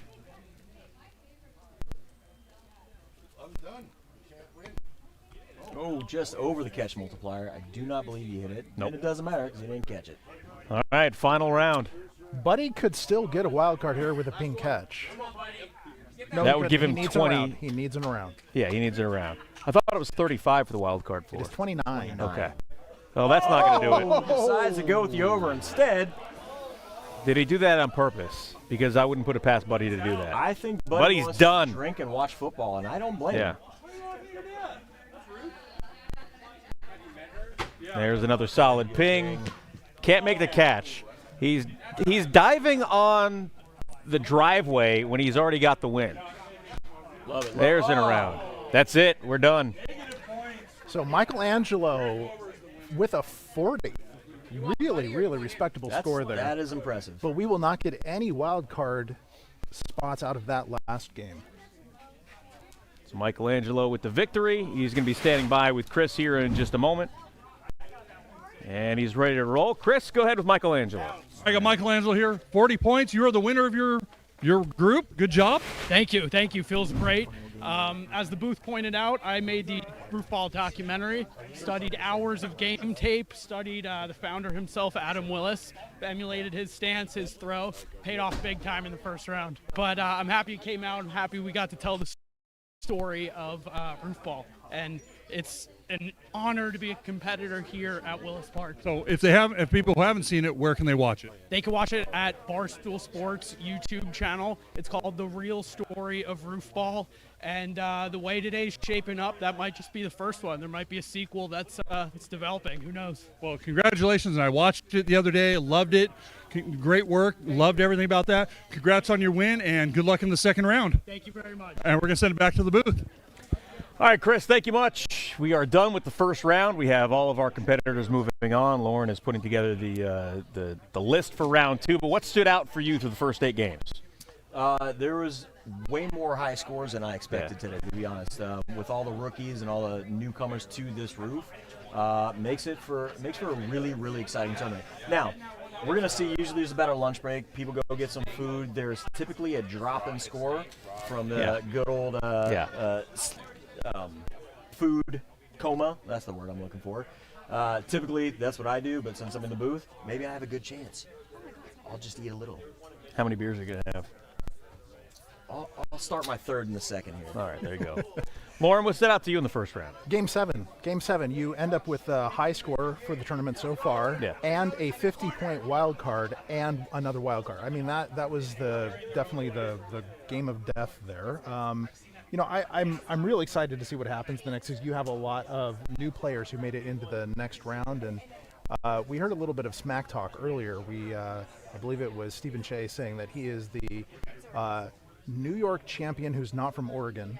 So maybe we can find ourselves in Oregon or a Michigan or a California champion or Oregon champion who's from Michigan, California, or New York, right? These regional terminologies are becoming difficult. I just show up and call it like I see it. You can handle the details there. All right, round 1 is over. We're going to take a break right now. Let's take a look back to the very first ever Roofball tournament on a chilly, cloudy Beaverton, Oregon afternoon on January 2nd, 1999. Here's the championship game from that 1999 Roofball World Championships. We're live at the Roofball World Championships. That's right, the Willis' house. Roofball 420! People are excited, very excited. It's been a wild day. It's been a long season. And at the end of it all, it's #1 seed Jason Richards versus Adam Willis on his home field, ready to play. Let's get a word. Mr. Willis. Adam Willis. How you doing, man? Good to talk to you. Sporting the Steve Young jersey. He's got his root ball in hand, ready to play. He's going to the wire, going against #1 seed Jason Richards. How do you feel? I feel a lot like the first team that plays Denver Broncos That's must Willis. be feeling. He's seemed like an indomitable force so far. He's put up a lot of points. But I've had a couple of moments, so I'm optimistic. I just gotta play my best ball. Well, hey, you're in there. You've made it this far. I've made it this far. Solidly, Thank I you must very say. much. I'm very happy. Solidly. We're going to take a minute with Mr. Richards. All right, great. And then we'll have you back. Mr. Richards. Mr. Richards. Oh, wait. He's not on his game while he's off the court, but let me tell you, when we see him on the court, he's had some moments. Some moments. He has taken every bracket he's been in by storm. How do you feel? Well, let me tell you, Luke, Adam's a great competitor. It's going to be a tough match. He's got a lot of experience, a lot of knowledge of the game. He invented the damn thing, so, you know, it's going to be a tough match. So I'm just going to do my best, play hard, and see what happens. Hey, it's the only way to be. All right. The only way to be. Mr. Willis, let's have a little face-off here. How do you feel? How do you guys feel? We feel great. I feel Well, I'm happy. I mean, this is a long-term friendship here, going down to the wire. A long-term friendship. I love this guy, but I'm going to do my best to kick his ass in the championship. That's all I'm saying. I hope it happens. Inventor. No, there's more. There's more. Wait, Are you ready for the coin toss? Are you ready for the coin toss? Eric Anderson is the official. He's got it. Okay. I'll be officiating. Jay, your first seed. You call in the air for a decision. Your 5th seed. You get first seed. All right. A little bit too much. Go ahead. Call it in the air. Damn. Hits the ground. It's going. Let's follow it. Follow it. Follow the coin. It is heads. It's heads. Heads. Oh, okay. I'll go second. You're going second? Richards. Were you gonna pick first anyway? All right. Good luck. Good luck. Start the game. Before we start the game, let's give a moment to our officiating crew, Mr. Eric Anderson. Hey, great job. And a special thanks to the Mrs. Willis, the owner of the house. Absolutely. Very special thanks to Ms. Wells. We'll try not to break the chimney in the championship. Gentlemen, should we call the crowd out? Let's play sportsmanlike. We're trying to get the crowd out. Let's play sportsmanlike. Crowd went in. Fade out for right now. Hang on. I'm gonna go try to see the crowd out. They're eating. I'm gonna try Jeff's And we're live again. The championship is about to begin. If you got your gin and juice, get it, because it's gonna be wild. Here we go. This is live.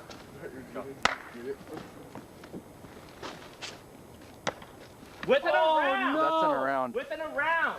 No catch. He only gets to 10, but still, a solid start for Mr. Richards. Should have started first. Let's go. Willis is up. Sporting the young jersey. He's ready to go. Gets the point, though. He'll get the point. This feels a lot like bowling and golf mixed. Certainly does. Richards, he's going for the solid one, but it's still an 11-1 lead at this. Right at him. Not showing the confidence that he was showing in earlier rounds. He's definitely not showing the confidence of the earlier rounds. Willis tries. Richards with the lucky break. Neither one of them really is showing the potential they've shown earlier rounds. Oh, but Richards with the always surprising ping. You get through? You know, after a while, it really doesn't become that surprising. No, really. But Willis has been a strong contender, and once again with the around. This is why Willis is in the championship game. And he makes the catch. He makes the catch. That is why Willis is here. That is... It's because he does not play games. You're absolutely right. That extra point is worth a lot. Oh, that point can be the deciding factor, really. Let's not forget Richards with another ping. Willis. Goes, throws. He's got one. It looked like a ping. I don't know. Where the judges? I'm giving it to him. Ooh, the judges award no ping. I thought I saw a ping, but the judges... I vote for a ping. I vote for ping, but I don't know. I don't see. Ooh. Time! That was a ping. Give them both a ping is what I would say. One too, so it doesn't really matter. We can review it in instant replay if you'd like, but... What are we looking at right now? Wow. You might want to get a couple shots of the scoreboard. Yeah, let's take a shot of the scoreboard. This is really a fast-paced game we've got here. While we wait, let's give a special thanks to our cameraman, Mr. Colin Hegna. He's doing an excellent job today. All right, here we go, dude. Now that he's thanked, let's check this out here. No. Okay. Yeah. It's on the 5. All right. And as always, let's get a fade in on the Grateful Dead real quick. Just as an always ever-present reminder of the spirit of the game. Spirit of the game is the Grateful Dead. Listen to their music. The official sponsor of Roofball. Enough commercials. And we're back to the game. All Willis right. is up. Yeah, let's not sell out. This is big. It's big. Oh, key. Did he make it Key. around? It was an around. That was key. Oh, that my was goodness. key to the spirit of this game. That's his second around Competitive. this game here. Richards doesn't even wait. Pigs it. We can see Richards? now why these are the champions. Oh, yes. Richards with a solid ping every time, and Willis, he's had some arounds. Oh, nothing there. Ooh, That's going to be a tough one to It catch. was a bad shot, but he still made the point, and that could be the deciding factor, really. Oh, Ooh. Richards with a tough play. Looked good. Catches the one. He looks disappointed. He does look disappointed.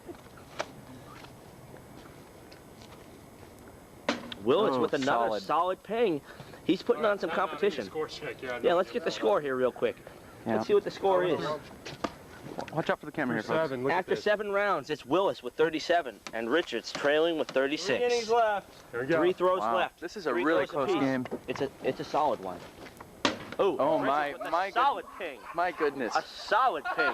Oh, he looks excited. He does look excited now. There's a certain authority to that sound. Yes, he's definitely back. This is a Roofball champion in the making. Uh-oh. Oh! Willis with the tough over. Oh, Richards is feeling like he's got the win. Richards feels he has the win, but I would like to mention that one around for Willis. It's an 11-point swing. One around for Willis, and it's tied up again. That's true. It's a little late in the He's game. had a couple already, so, you know. It's a little late in the game, though, for an over. That's Over, rough. and the What are we thinking here, Luke? It's rough. You know, it's really rough when you get an over. It's that close for that long, and then to get an over. I tell you, it's rough. But, you know, Willis is the comeback kid. Richards is strong, and he's been strong all season. He's a perennial favorite, but Willis is putting the challenge to him. That's right. Another Toyota driving by. Sipping on gin and juice. Laid back. And we're back. It was huge. That was that far from being in a round.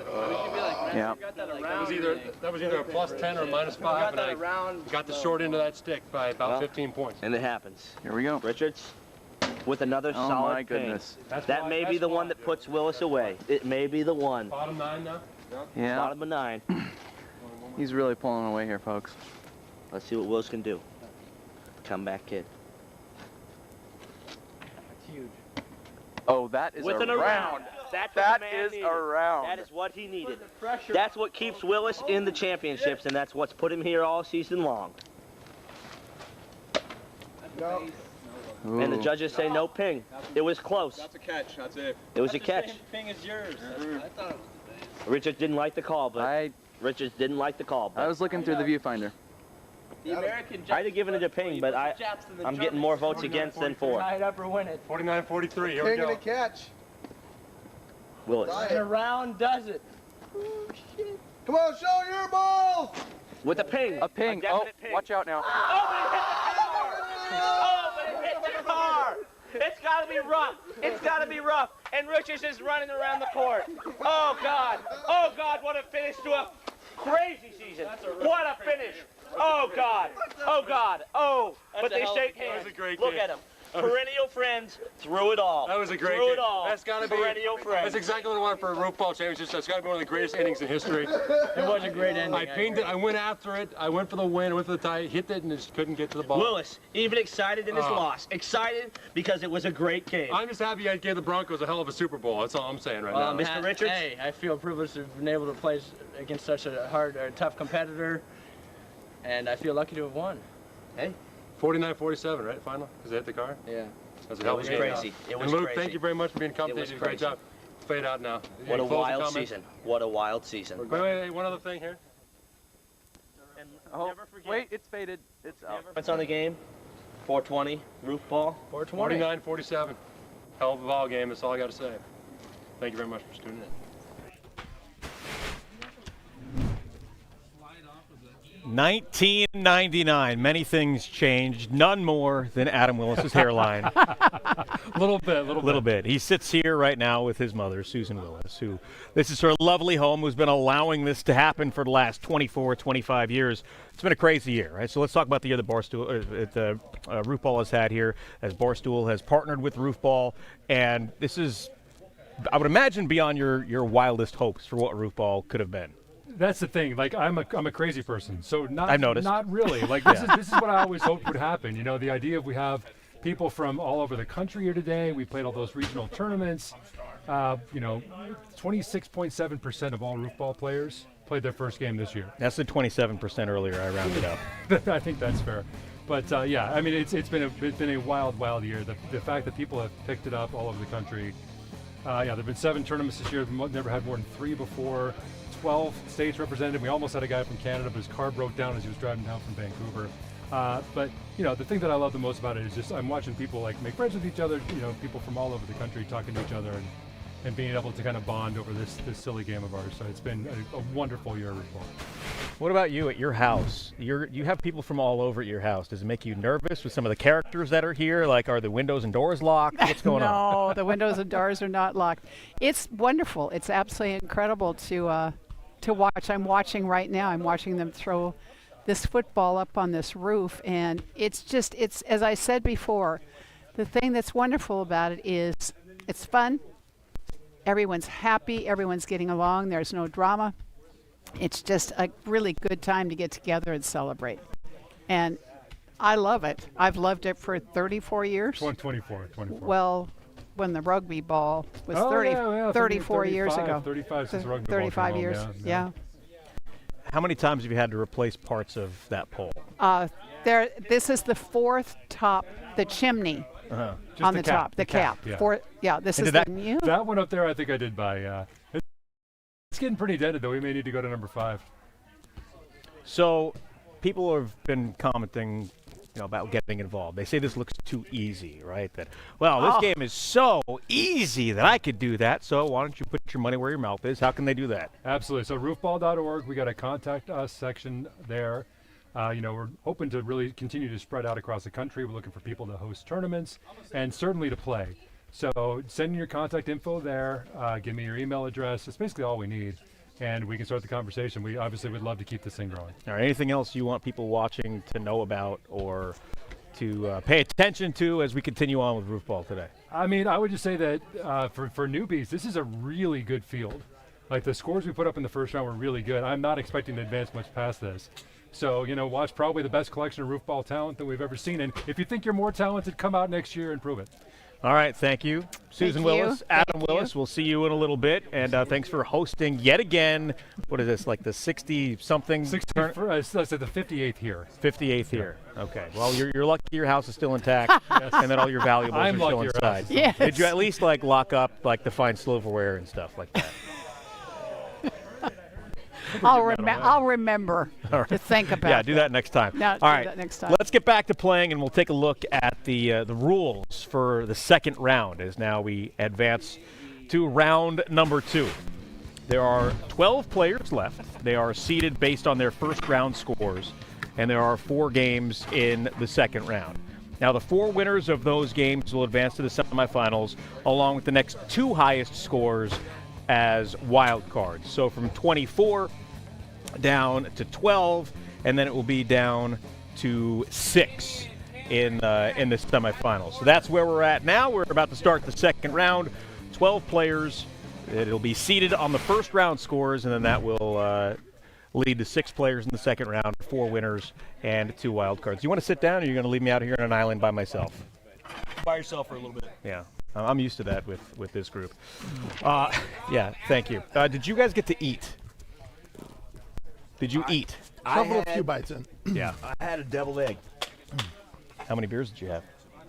Again, so are you good? Through my third. Are you good to go? I think I have enough liquid courage to calm the nerves now. I was a little nervous in that first round. Well, someone gave me crap earlier for eating on the air, and I'm going to eat the rest of my chicken here while we start round number 2. Well, here's is the that best okay thing for you about guys? Roofball is that we don't have to give a crap about. Yeah. Also, it's That's a good point. real Any easy comments to or anything. talk big online, right? Yeah, that's true. Yeah. I am used to that. Are we getting ready to go for round number 2? Are we close? 45 seconds. 45 seconds. Who do we have in round number 2, Lauren? Why don't you tell us what's coming up here as we get started for the second round, because, well, you're controlling all that stuff. Yeah, so round 2, game 1, we have Damian Gibson as our number 1 overall seed. He had a 55 in the first round. Cameron Kazarunian will throw second, and Jeff Chambers third. Well, Jeff Chambers. I'm just trying to go through the cards here and We'll get see who what we happens got. with the. I did see There we a go. lot of people partaking in the lunch truck over there. Yeah, that guy's making some money today. How's that chicken? Is it good? I don't know. I haven't had time to eat it yet. You know what? I will say this: we do not get a lot of really good Southern food here in Oregon. You get very But little to none. We've got some cheese grits, we've got some black-eyed peas, we got some barbecue pork and chicken, and honestly, it's pretty darn tasty. I was talking to him earlier, and he's from Alabama, so he's I'm assuming he knows this stuff. He's a UAB grad. UAB grad. Nice. He said the mayo-based sauce that they have for the chicken and the pork, he said they call it their Go Tide sauce. All right, here we go. This is live. My mother-in-law is an All right, Auburn stepping alum, up to so throw, I think she'd Damian. kick my ass if I said that. Starts with a ping. Wow. And a catch. Setting the tone. Damian had a incredibly impressive first round, as did Cameron. Slow start for him so far. Ping gets the good. And he gets the catch. Loses the shoe again. Love that And commitment. Not a bush dive, just another bush tickle. I'm sorry, what? Yeah, bush tickle. Okay, Tickle there you go. bush. It's the first time I've heard that one. This chicken's pretty good. That is a ping. Oh, are we playing yet? They are. Yeah. We're playing around. That is definitely a solid ping. On the base, a little low, but still counts. Camera comes up. Well, Damian picking up right where he left off. 2 ping catches to start the. I'd just like to make a mention of something about the comments. People keep asking for Nick. I don't know who Nick is. I don't either. I don't know if Nick is here. If he wants to come sit down, he's more than welcome to sit down at any time, especially while I eat. But I haven't seen or heard of this dude here. So Wow. I have no idea. Nice catch. After the ping. Going back to some other comments, I know we were talking about Short Pump, Virginia, Yeah. and where the hell that is. Where is it? My sister, who is in Virginia right now, says it's right outside Richmond, Short Okay. Pump, Virginia. So there you go. Questions are answered. Mysteries are solved. Thank you to my awesome sister, Ann Saliski. Is she watching? She is watching. I think she's watching, hopefully with my parents too. All in Woodbridge, Virginia. Just Woodbridge. Outside the DC, yeah, just outside the DC area. I'm familiar with Hoodbridge. Hoodbridge. They got some pretty good barbecue down there. They do. They do. DC is a weird area. That DC area. It's very the DMV. Very mobile. People move in and out. Well, we are I have no idea. what's witnessing going on. I hope something we're paying remarkable attention. here. Well, from fill us in, Damian. Lauren, He as has we talk about 5 nothing. straight ping catches for a 30 through 5. Oh, almost an around. Gets the backside ping, however, and the catch. He really kind of needed an around to get him back in the game here. Yeah, Cameron's got a respectable score of 15, but that is half of what Damian has thrown so far.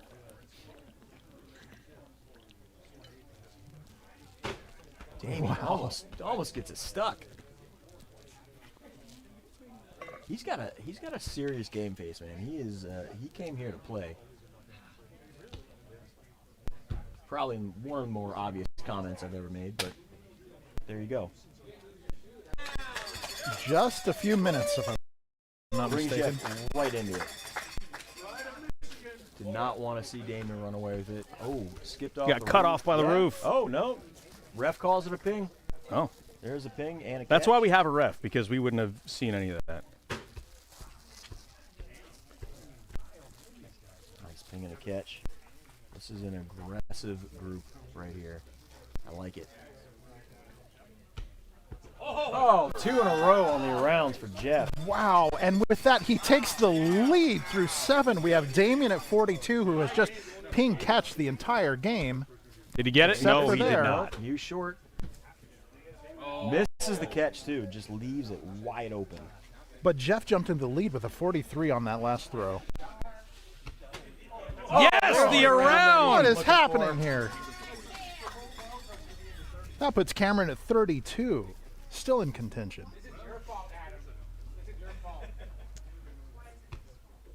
Oh, rough time We for an had over 3 in a there. row. Going for the turkey. Now, that was not a ping Just over, the right? That It was just an over. Okay. Just an over. 5. I don't think the scores on the screen are right now, are they? Yeah, they're right now. They are now. Okay. You got to fix, Christian. And that was a nothing on that. Right? That was a goose egg. There was 3 in a row. Some for really him solid after- scores, though. After a hot start, we had 3 in a row. Nothing. Oh, damn. 38 on the last one, not 28. Shoeless Cam. Cam loses his shoe yet again. You might want to get some new shoes, or maybe something with a little more ankle support. Size down a little bit, man. Yeah. So we All have right, Jeff is back. Incredibly competitive game here. Jeff is going to give his 3rd throw. Jeff is up. So we'll give a score update here in just a moment with Jeff's throw to close out the 9th frame here. Did he get it? Yes, it's a ping. He got back what he And the lost catch. on the over. And that puts And him the catch. back in the lead. So Damian with 42, Cameron with 38, and Jeff with a 44. Oh! Backside. Some of these pings. The wild card is sitting at 30. 48 for Damian. Win your game. Perfect ping, nearly took the whole damn thing down, and a catch. Cameron with a 44. If And all Jeff with three a of these chance players for- are not in the semifinals, I'll be surprised.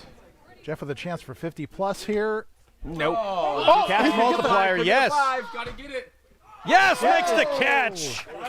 49 for the win. By 1 point. That is twice today with a extremely couple of big victories late. Yes. First ever walk-off multiplier catch. First ever walk-off multiplier, according to the Peanut Gallery, mainly Adam Willis. Did Adam say that? Because I heard it coming from Christian, who I don't always trust. Christian said it. Adam, there were like 10 people back there that said it. And I am up next. All right, it's your turn, Rob. Jesus, good luck to me. Yeah, good luck, Yeah, Rob. you better win the game or your day's over. Well, day's over out there. I can still goof around. Maybe. Here. Peace out.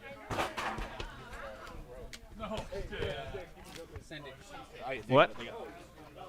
All right. Hold on a minute. I need to see something here because what are we? No. Oh no, Steve.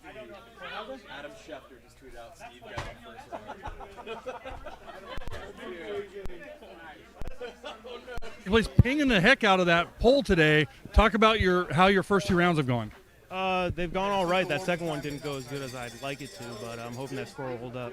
Oh, that's definitely going to be one of the wild cards. 44 for one of the wild cards as the second place. I mean, that's a high score. Adam was over there talking about it. That this is one of the highest. You're going to need a wild card score to qualify. So it looks like you're setting a really good standard right off the bat. What do you see about the rest of the competition? Oh, it's real tough out there. I mean, these are all rounds of death here. Everyone knows what they're doing after round 1, so it's going to be real competitive here on out. All right, well, good luck. Hope you move on to the next rounds, and we're going to send back to the booth. All right, thanks, Chris. I can't hear anything over there, so I don't know if there was anything good that was said, but I'm sure it was. In need this more game, cowbell. what's it? Yeah, we need more cowbell. That or maybe some sound. Who do we have coming up for the second game of round number 2, Lauren? Nate Roner is going to be throwing first. He was our top wild card with a 50. The only reason he didn't win his round is because we had Damian with a 55. He'll be followed by Rob Soliski and Adam Willis as our third. And we welcome into the booth Steven Cheah from Barstool Sports. Real quick, what's the wild card score right now? The wild card score right now is a 44. Yeah. Yeah.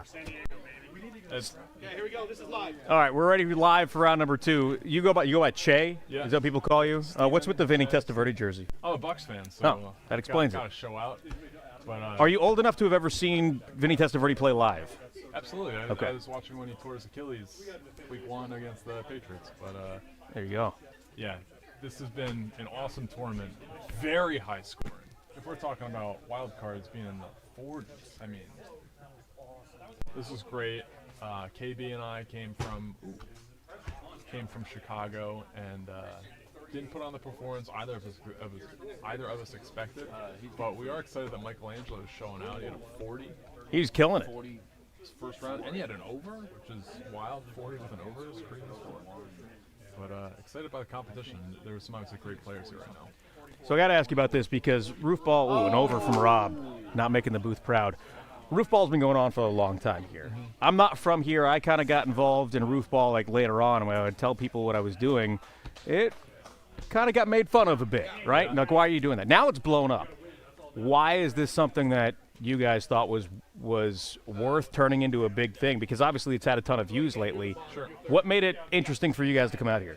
I mean, this is the Barstool's all about the common man, and this is the perfect common man game. It's, at a home, you're tossing a football at a roof. You can play it by yourself. It's low lift. It's one of the funnest games you could possibly think of, and I'm honored to be playing here today. And it's low impact, so anybody can do it. Yeah, I mean, I saw Michelangelo put his body on the line before. He did a couple times. Yeah, but no, this has been great. Why? How does Damian Lillard and Anthony Simons feel about Roofball? I'm pretty sure they don't even know about it. No, It's okay. up to Vegas last year. He used to play in this all the time, and he's got a bad shoulder. He was a high school quarterback. Mm-hmm. He would literally get cortisone shots a couple days ahead of time before he would come out here and play Roofball. Really? Yeah. I mean, it's a great sport. So something that I would question Adam on is, so I watched the Roofball documentary that Michelangelo produced, There's and it around. this is the house. Yes. This is the house they've always played on. And he said you got to go for the ping. Based on the layout of the house, and I wish I had another round to fully try this out in, I think the strategy might be to aim for the corner, the little side of the house to try and get around. Now, it will lead to, I'm sure, an over. But if you're getting, 10 every, 3 or so throws, that's going to be a pretty decent score, I would think. That's a good point, and Lauren, you can weigh in on this too. Where the pole is positioned, if you're going for the ping, like there it is. There's an over. Yeah. It's dangerous if you're going anywhere for above the bottom part of the pole, you're in danger of throwing it over every time. Yeah, it seems the safest throw is towards the eave of the house, because at least you're preventing the over, but you kind of eliminate the opportunity for the rounds in doing that. Yes. Yeah, the interesting part is it's kind of a mind twist, I guess, in that you're aiming for the bottom is very tough because the roof is going to eat up the ball if you're going on kind of a direct plane. So you have to throw it a little bit higher than the bottom.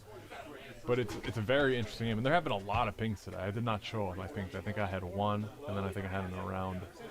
Well, let's talk about that. Disappointing day for sure.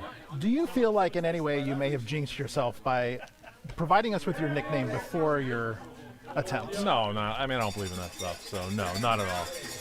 I had a ping in warm-ups. I felt pretty good. Just it didn't come through today, and then I had a tough bounce at the end that I wouldn't have made the wild card, but at least I would have been in contention at the time. So are you from Tampa? I'm not. I'm from New Jersey. I just moved to Illinois. Okay. Where in New Jersey are you from? I'm from Westwood, New Jersey. I was in Cranford, New Jersey for quite a while. Shout out Cranford. Okay. And I'm from New York. I know Jersey pretty well. Okay. A lot of people on the chat are asking for Nick, and my apologies. I don't know who Nick is. Nick is coming up. Nick is coming up after this. So I don't know if you guys saw this. Adam Schefter's tweeting about Roofball. I did see that. Adam Schefter's tweeting about you specifically. Well, I think he's helping grow the game. I can't confirm exactly who he's talking about, but yeah. He was talking about you. So it's interesting because Adam worked at ESPN for a long time. He worked on NFL Live, and you would think that with his contacts, he could have gotten some big-time people. I know he knows Trey Wingo pretty well. Why couldn't he get them talking about this years ago? Yeah, you. Shoulder shrug. Man, Adam couldn't get Trey Wingo on this, huh? This feels like a Trey Wingo type of game. It totally is. And we got the man of the hour. There's a lot of requests for Nicky Clicky on the ones and twos. Okay. That's why I'm gonna get you in here. You called me the man of the hour? Well, thanks for sitting down, man. What's up, boys? What's up? People have been asking for you for like an hour and a half, and you're making the people happy. They have asked me to leave multiple times so you could sit down, especially while I was eating. So I actually told them to do that. I told them all to talk shit until you guys pulled me on. Well, they've done a good job. So welcome. Thank you, guys. How are we doing today? What an event. Yeah. What a day. Happy to be here. So why aren't you playing? That's a good question. It's a good question. Do you have an answer to? I don't think I qualified. Oh, yeah, I didn't qualify in the first game, but I'm here to support my guys. My guys being Kyle and this Penn State shirt guy. Okay, Those so are the my Penn two State guys. shirt guy, who is that? Tell us about him. He's not playing either. No, this Penn State shirt guy. Okay, I thought you meant the Penn State jersey guy. No, or the shirt Saquon guy, not jersey guy. Okay. Commonly confused. Ooh, that's my guy. Yes! That's my guy. Got it! That was huge right there. Into first place. And he might have just knocked out the GOAT, Adam Willis, with that. This is unbelievable. Does he just go inside? Does he take the ball and go inside? Nope, he takes the lead. That's what he does. So where did you come from today? Extremely unpredictable. I came from Chicago. We flew in from Chicago, got in at midnight last night. Is that where your offices are based out of? That's where our Chicago? offices are based out of. But you're not from there. I'm from Wheeling, West Virginia. Beautiful place. Have you ever been? I have been there, yes. You've been to Wheeling? I've driven through it a couple times. Okay, yeah. You didn't stop by Coleman's Fish Market? No. Oh, no, man. I didn't. I just kept driving. The only place I stopped was in Morgantown. Ouch. That's rough. That's that my just might have guy. ended his day. It did. He's done. Adam doesn't have to do anything. He has clinched a victory. Let's see it. You're up by 6. Let's see if he gets Adam cocky. could throw it over and still win. Don't do that. He's trying to turn around. He got it. Got the around. Salt. 48. He doesn't even try for the catch. Salt in the wound. The founder. He's amped up. All right, you got to stick around for a little bit. Of because course, people yes. have been waiting for a long time for you to sit down. My goodness. No. Say hello to all the chat. How are they doing? Well, so through that game, we have a slight scoring discrepancy. We'll figure it out. But Adam definitely finished that round with a 47 because he got a 10 on the last and did not get the catch. He didn't even go for the catch, so 47. And I believe we had a tie between Nate and Rob at 32. But it doesn't really matter, though, right? Except for potential wild card, right? No, wild card was set at 44, remember? And there's only 2 in this round. That's right. They're both out. Maybe like it affects their all-time score. got it. Let's send it over to Chris, who is standing by with Nate, who had a terrific first day. All right, so I have the San Diego champion who made it to the second round, Nate Rohner. You are officially eliminated from Roofball US Open. What's your thoughts going through your head right now? It was a lot of fun. You know, I'm glad I came out. It was a tough crowd. A lot of good players out here showed up and they executed. So, you know, my over was tough. That hurt me a lot. And but I'm glad I came out and had a lot of fun. So your first time at Willis Park, what do you think about it compared to the roof in California? What are your thoughts on the different venue?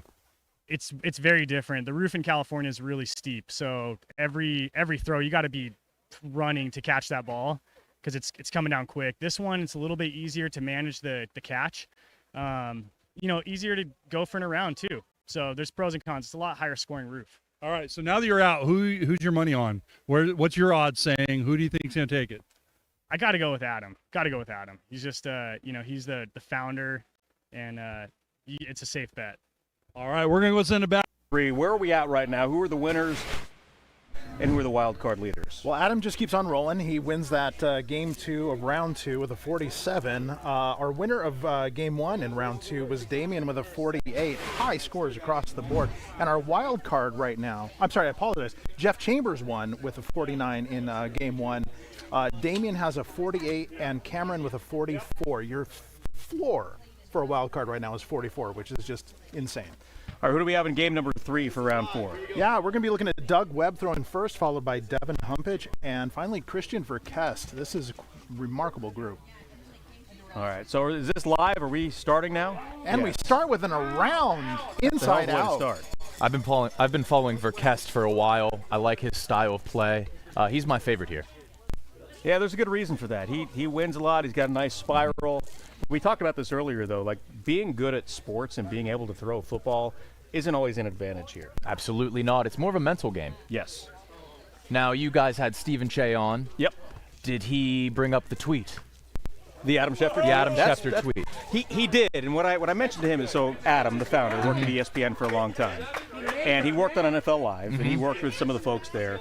Why the hell in all this time could he not get somebody to comment or bring attention to Roofball? It had to be you guys and Cheah to make that happen. Unbelievable. So everybody likes it when bad things happen to Steven Cheah. I've noticed that. So what you need is somebody like that, somebody so hateable that it rallies everybody That's beautiful together. Steven, actually, I'm just getting this in. He committed seppuku, so he is no longer with us. Rest in peace, Steven. So he comes up to us before this thing starts and says, hey, they call me Yao Ping. And what I want to know is, does he call himself Yao Ping, which only Kobe can do? Yeah. Or did other people give him that nickname? I'm pretty sure Yao Ping's just his cousin, so maybe he's just stealing identity there. You can't give yourself a nickname. No, you can't. Uh-oh. Have you guys been pelted by balls sitting here? We need a net. We are in the danger zone. Not today. Okay. Not today. It's happened before. Although I might phrase it differently, but yes. Did he get the ping? Yes, he got the ping. Yeah, Steven says he doesn't believe in,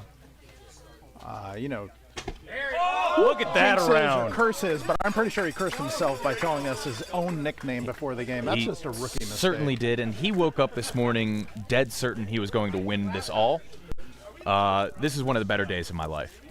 Where are you guys staying? You staying in Beaverton? You don't have to give me the hotel, but like what part of town are you staying in? We're staying in Beaverton. Okay. I think we are staying in a hotel that burnt down yesterday, is what it looks like. Sounds about right. Yeah.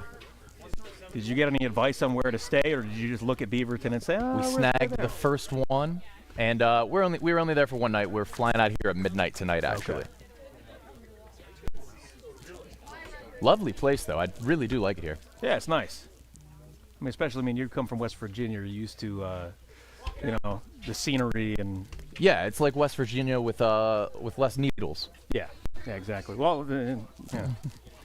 Are you saying it's less needles here? Or less needles. Less needles here, but it might be neck and neck. No. Well, Beaverton, yes. Portland, other no? parts of the state, not necessarily. Mm-hmm. Pine needles. That's not what I was referring to. Did he get another one? No.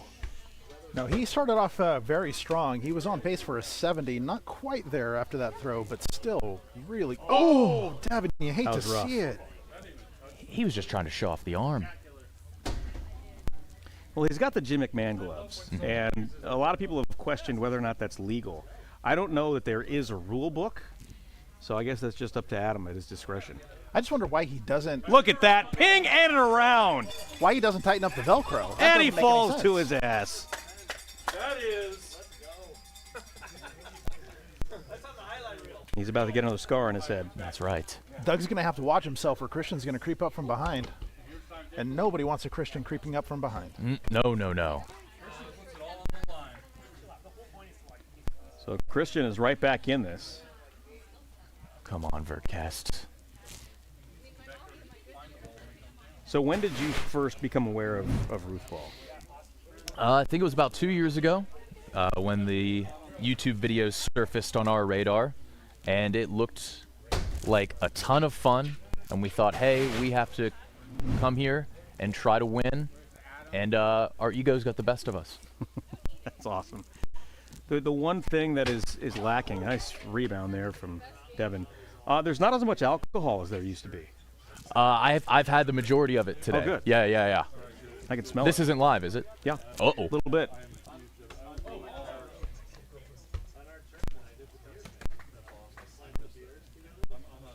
All right, Doug trying to hold on to that lead. Yeah, Doug and Christian neck and neck. Just opened the door.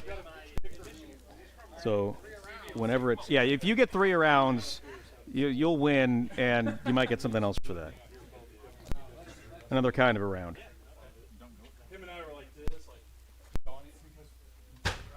Solid ping. Pummeled the chimney. So you're kind of a celebrity to the Barstool crowd, aren't you? To a very niche group of them. Yeah. I don't know. They love you, man. Oh, man. We'll, you know what? I love them back.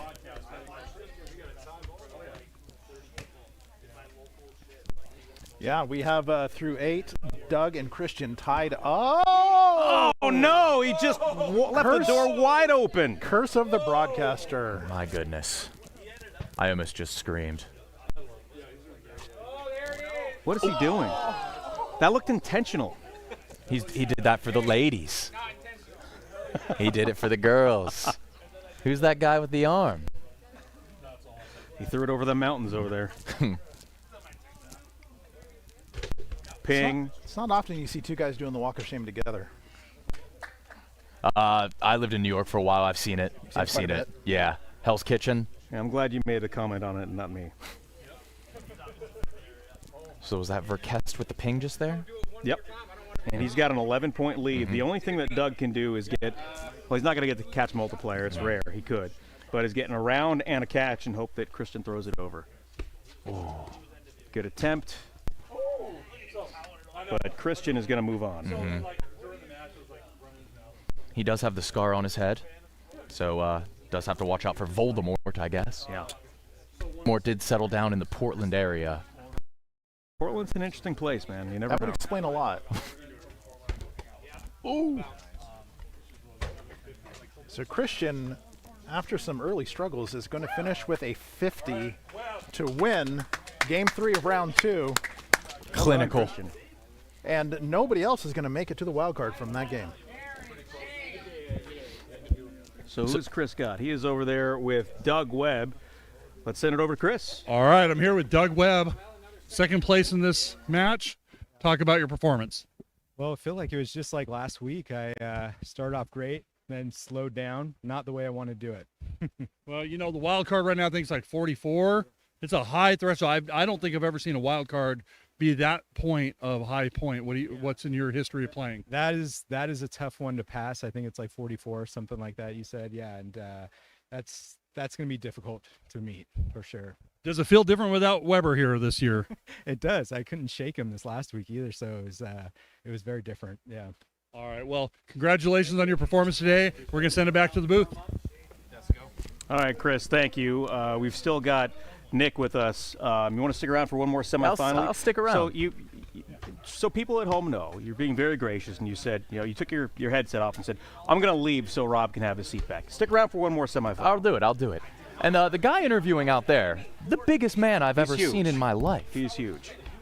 He had to stand next to my boy Kyle. It was visually shocking. I try not to stand around him because then I look even shorter than I am.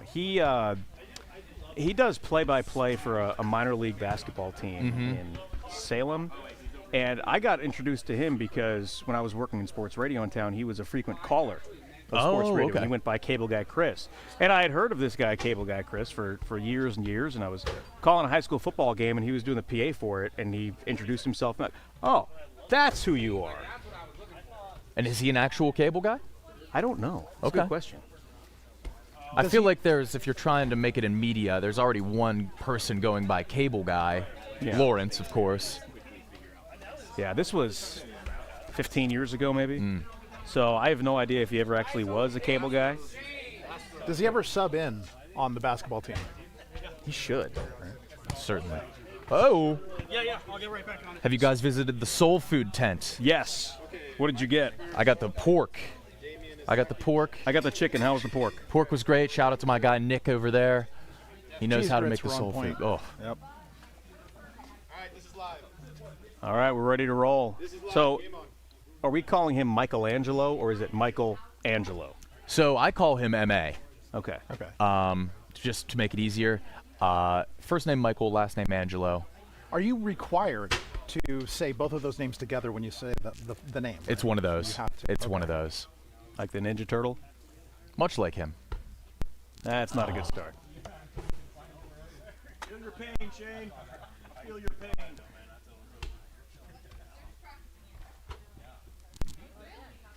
I notice a lot of people don't give a damn about the catch. They don't give a hoot. Yeah, sometimes that point matters because we've seen some games come down to a point or two. It's like just I believe make we an even effort. did a tournament where Adam missed out on a wild card because he didn't go after the catch in the final frame. Someone on the chat asked if we can talk about the road highway systems in Portland. Why? Why would anybody even remotely? That would be a KB question. No.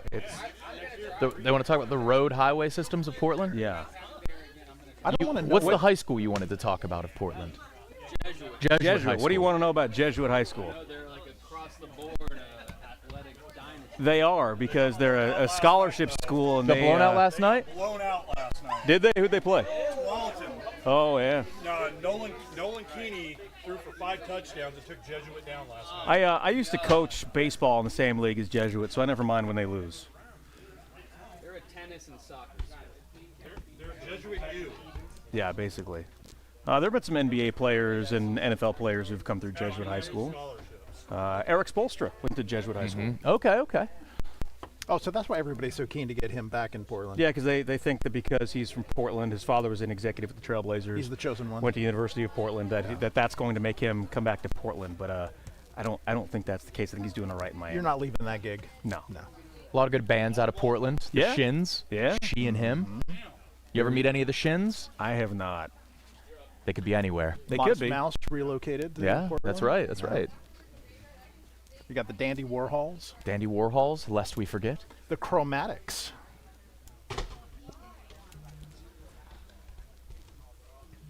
Can't quite make the catch, but he got the ping. Rough second game for Michelangelo, or M.A. Yeah, but I'll tell you what. That's a ping. Darren is putting on a show. That is 24 through 4. Next time in Chicago, I might have to invite myself up to your studio. By all means, swing through. Especially if we have a day off. We're planning on building an indoor roofball. Are you really? Area amazing. in the office. Oh. Are you going to use? He got it. We're going to try to use. We'll try to. Yes, make he this. got the That is catch. a 15-point play.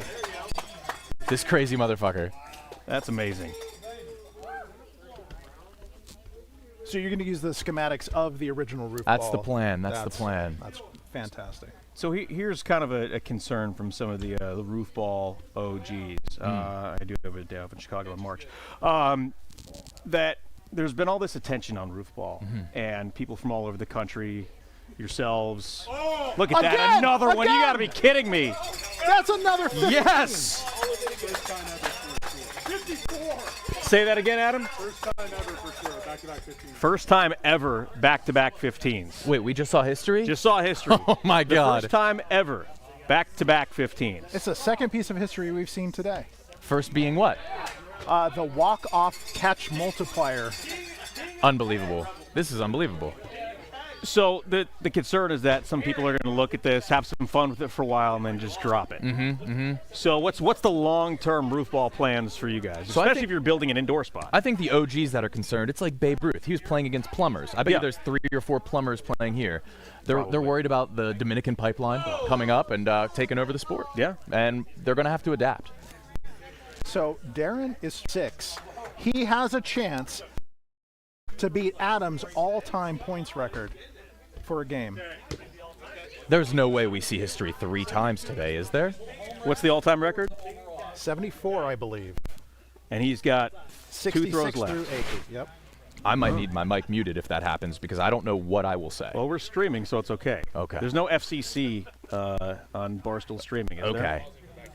Now this is where you see if you've got the mind and the heart, because you're on a roll and you've got to wait for somebody to finish the walk of shame. Is that going to cool you off? Are you going to start thinking too much? Is it going to mess up your throw? He's not going to make it this far being mentally weak. That's true. He knows who he is. He's playing his game. Record's getting broken. You're getting a side eye from our founder, Adam Willis, over there. You know what? Record's getting shattered. Whoa. Got the backside ping and the catch. You heard the crowd go silent. Oh, no. Oh, no. Hey, still do it with an over and around. You can tie the house record with a ping and a catch. You can one around. There's the backside ping and the catch. You gotta go for it. You won the game. You gotta go for the around. Got it. Just go for it. Get the around. Give us a loft, man. Here it Final is. throw. There it is. Yes! Oh, Yes, he my did it! God! The around and the catch. 77! Where were you? A new all-time record in one game. 77 for Darren Gibson. So we witness history 3 times by one player in one game. That's just a remarkable experience. Thank God the camera can't see my lower half, boys. Why is the table moving? Thank you.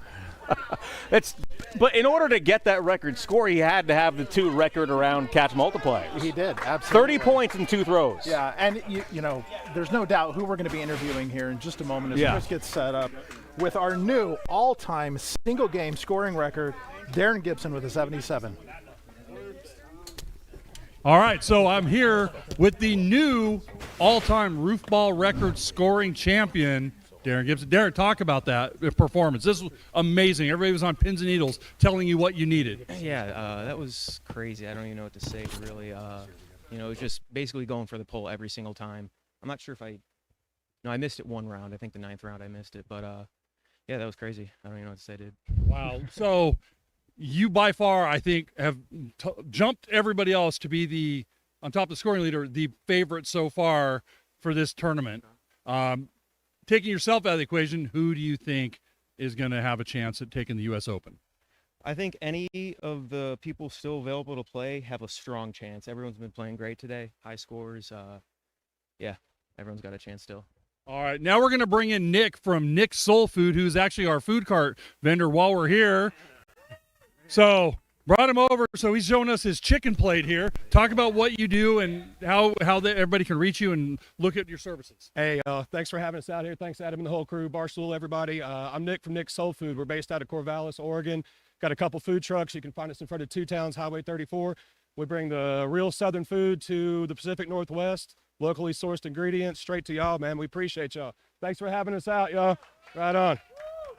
So I had the pulled pork earlier. Oh my God, it was amazing. Thank you for being out here. Just wanted to bring you on, get you a little bit of love. What's your website so people can reach you? nicksoulfood.com. All right, let's go and send it back to the booth. All right, thank you, Chris. We are ready for the semifinals. Man, that was a hell of a second round. We just saw history. You've been around a long time, longer than I've been here. I don't know if we ever thought we'd see a 77. No, I don't think so. And to be honest with you, I think that record was set before. That record was set before I even became a part of this sport. So it's been in place a long time. To see it broken today is something else. Now we have the next game is just the hits keep on coming today because game 1 of the semis pits Darren and Damian against each other. The brothers, the twins going at it, along with Cameron. Welcome back, Rob. Put a headset on. All right, great to be back. Sorta. I'd rather be out there, I think. Very exciting rounds, but good to be in the booth, man. Holy crap, a 77. Yeah, you've been here. How long have you been here? Look at your card. I know, not here, but like Roofball. Not today. When was your first tournament? How long have you been involved in Roofball? I've been involved in Roofball, oh man, 2006 maybe. Okay. I moved to Oregon in 05. So 05 or 06, I think, is my first. So a long time, longer than me. What we're seeing here is pretty remarkable. Like the talent. It's crazy that once you expand something outside of like one county, how much better talent comes in. One group of friends. Yeah, one group of friends, and then the peripheral people that they meet along the way, neighbors, people just showing up, people who saw it on public access TV that show up because that's how a lot of people got involved in Roofball. Once you expand it past those borders, it's shocking how much talent comes in. Honestly, I don't think it's that shocking at all. As I was out there watching that 77, a conversation occurred to me years back when Adam started expanding this, and we put it on cable access, and we thought, oh God, cable access, people are going to come, and we're like, this is going to be so exciting, it's going to expand, it's going to be great, and then there was a pause, and we kind of looked at each other, all the old school guys, and we're like, man, real athletes are going to figure this out and be a part of this, and we're going to become obsolete, and here it is, and this is what's happening, and I honestly couldn't be happier about it. It's a pretty awesome thing to see. We're going to get relegated to the minor leagues here. Yeah, basically. Sure. When I first started in 2007, I had just met Adam. We were working together at then Comcast Sportsnet. Are we ready to roll, by the way, in Game 2? Waiting for one more. Yeah. At the time, I was an aspiring broadcaster, and Adam was putting this on public access TV. And he's like, hey, we need you to come in and be the play-by-play guy. I'm like, what are you talking about, Roofball? Are you going to pay me for it? I brought this up earlier, and no, he gave me cheeseburgers. But it's like, to go from that, where he just got this idea, and to see what it's turned into because of one YouTube video that caught fire and Adam's hard work. Starting off with the one there. I don't know if he ran out of gas after the first one. There's an around. Catch multiplier. Got it. Is that the third 15-point? The third one by Gibson today. That's the fourth one? That is the fourth today. Yeah. Yes. Holy crap, man. Again, this just goes to show level of athletes are coming out. They're going to be able to put that ball wherever they want it, make it bounce how they want it. It's impressive. But now for Darren, this is where it gets real, right? Because we all remember when the Warriors broke the record and won 73 games. Did they win the championship that year? There's an around and inside out. They didn't win, so it was irrelevant. So Darren, with the incredible feat of the 77, the most points all time in a single game, if he loses to his brother here in the semifinals, as great as that 77 was, it's kind of irrelevant. I think it's going to be a long car ride back to Ohio, no matter what. That's true. For one of them. Yeah, you got to hope that relationship is strong. I like how just calm, cool, and collected both of those guys are. They just step up and chuck it. And but here's the thing: we didn't talk about. So okay. 5 points. 5 points. We didn't talk about the structure of the scoring moving up from here, right? No. So obviously the two semifinal winners and one wild card move on to the medal round. Go to the medal round. So whoever does not win this still has a chance to move on, but yes, there's going to be, you have to have a better score right now than where they're at. Got it. That's ping. That's a ping.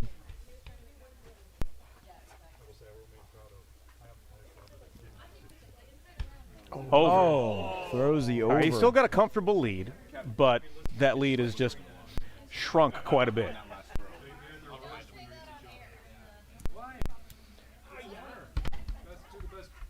Late round overs, man. I tell you. Cameron's had a hell of a day. That was always my fault, and also why I retired from the sport. Those late round overs. Late round overs? Yeah. There's a solid ping. I've just got 3 late round overs in mine. I'm not retired. The torn rotator cuff might have had something to do with it. Get it repaired. Lefty. Throw other hand. Kick it. Who cares? So Michigan is representing, well, Michigan and Ohio, because they're from Ohio and they went to the Michigan tournament. They are representing well. Midwest. Oh, that was a good territory for an around. I'll take the backside ping, though. But he's still in this game and definitely putting up a good enough score to be in wild card contention. Oh, slow on that one. He's right back in it. What's the score? Buddy, 42-0. Jeez. Catch. I don't know if you heard that, 42-0 Oregon over Colorado. 42-0. Yeah. That's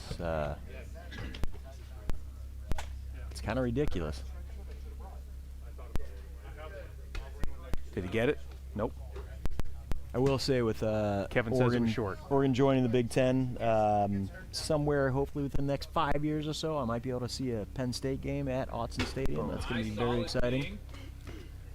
They haven't played against each other since the Rose Bowl in '94. Right? 94 Rose Bowl, I think.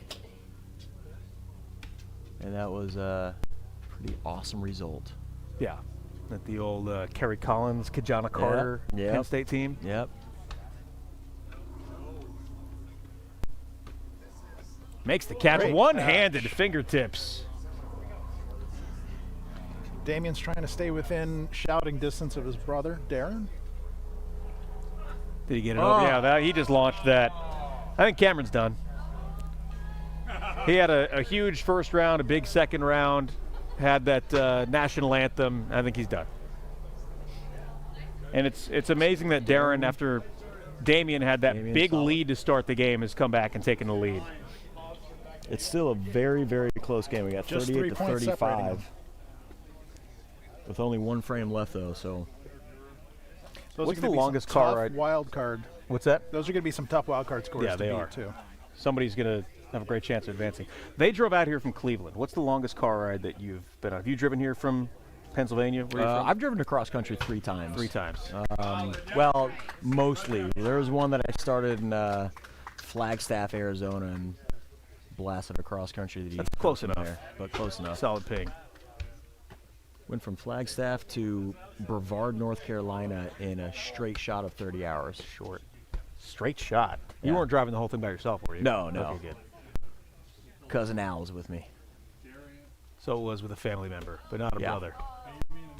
I can't imagine driving, what is that, about 2,000 miles somewhere in that ballpark with your brother that you just lost to in in a game. And that is it. Semifinal done. number 1 is over. What do we got for scores? Darren Gibson walks away with a 44. He'll win that game. Damian closely behind with a 36. That'll be a tough wild card score to beat. And then Cameron coming in third with a valiant effort at 11. All right, let's head over to Chris, who is standing by with the Gibsons. Thank you, Travis. I got the Gibsons here. All right. 35 and 44 points respectfully in this semifinal here. Talk about your performances. It was a tough one. I Christian mean, Adam. anytime I compete against my brother, it's always going to be real tough. And it was close. Yeah, agree with him. It's always going to be good competitive between us, but I'm just glad I won to advance. So, yeah. Well, here's the thing. Your 35 is the wild card standard. If the non-winner of this one doesn't get 35, you are in the medal round competing against each other. Now, if Jeff wins this, it'll be the whole Midwest in for the medal rounds, then going to the finals. What do you think about that? Oh, that'd be lovely. You know, competing with them about a month ago, that was great. So if we were able to do that again, that'd be amazing. Yeah, props to the Midwest. All right, we're going to go and send it back to the booth for our second semifinal. All right, thank you. We have 5 players left. We have Damian and Darren Gibson. Darren has moved on to the finals. Damian is waiting to see what happens in this game to see if he goes in as a semifinalist. What was his score again? 36. 30. And Christian, the winner, obviously will move on to the medal round, and if anybody else has a score better than 36, they will advance as well. That is where we're at right now. Jeff has had a hell of a day in his second ever Roofball tournament. He was the champion at the Motor City Regional, and he is showing why today. Yeah, Motor City showing up. You got Jeff as a champion, and then Darren and Damian, who were second and third respectively, I believe. So that's looking to be a strong region. Yeah. Jeff has proven he's a clutch player. The first game he played in, I think he was a little behind, a little low scoring, and then turned on the end. Second game, did the exact same thing. He knows how to score points when he needs to. Christian is up first with the first throw of the second semifinal. And don't sleep on Christian. Nope. He doesn't get a lot of fanfare, but he should. So here's Jeff. If you're ever in Michigan and you see a restaurant called Olga's Kitchen, that's Jeff's restaurant in Michigan. Oh, right. All right. Olga's Kitchen. My dad's mom was named Olga. Grandma Olga. Never met her, unfortunately. Like the name. She live in like Norway? She was Lithuanian. Oh. So lived in New Jersey. There's a ping and a catch. Jeff, where in Michigan is your restaurant? Canton, Michigan. How far is that from Detroit? 20 minutes. Okay. Canton, Michigan, as he said. There's a catch for Adam. Not Short Pump, Virginia. I'll be in Detroit for about a month. Maybe I should go check it out. Yeah, do it. Nice ping and a catch for Christian. He's consistent. I mean, he has a career average of 38. Yeah, That's pretty good. He's put up some big scores. He grew up right in this neighborhood, and he was at one point, I believe, the youngest champion we've had. I don't know if that's been surpassed, and again, I could be talking straight out of my ass, but I believe he is still the youngest champion. He's still the youngest champion. Thank you, Lauren. Outside of Determan. He has never won this event, and he has an opportunity today to win the Cow, which is the Roofball equivalent of the Grand Slam of tennis, winning all 3 tournaments at some point in his Roofball career.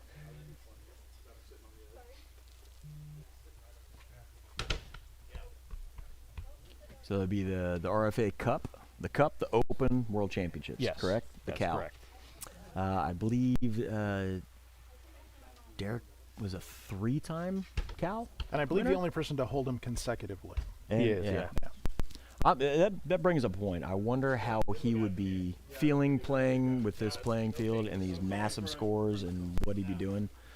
One player that we haven't talked about, been a really long time, hasn't been here for a bit, is Mr. Dan O'Reilly. Yeah, where is Dan? Dan O'Reilly, he is in Austin, Texas, so it's a trip and a half for him to make it here. But he was the player of the decade for the first decade of Roofball, and that guy's put up some serious scores. Shout out to Dano, man. Love you, buddy. He was here earlier this year. He was. He came up for the first live broadcast. Was that May? That was in May. No, it was in March. March. I missed it because I was coaching state championships. That's the only reason I wasn't here.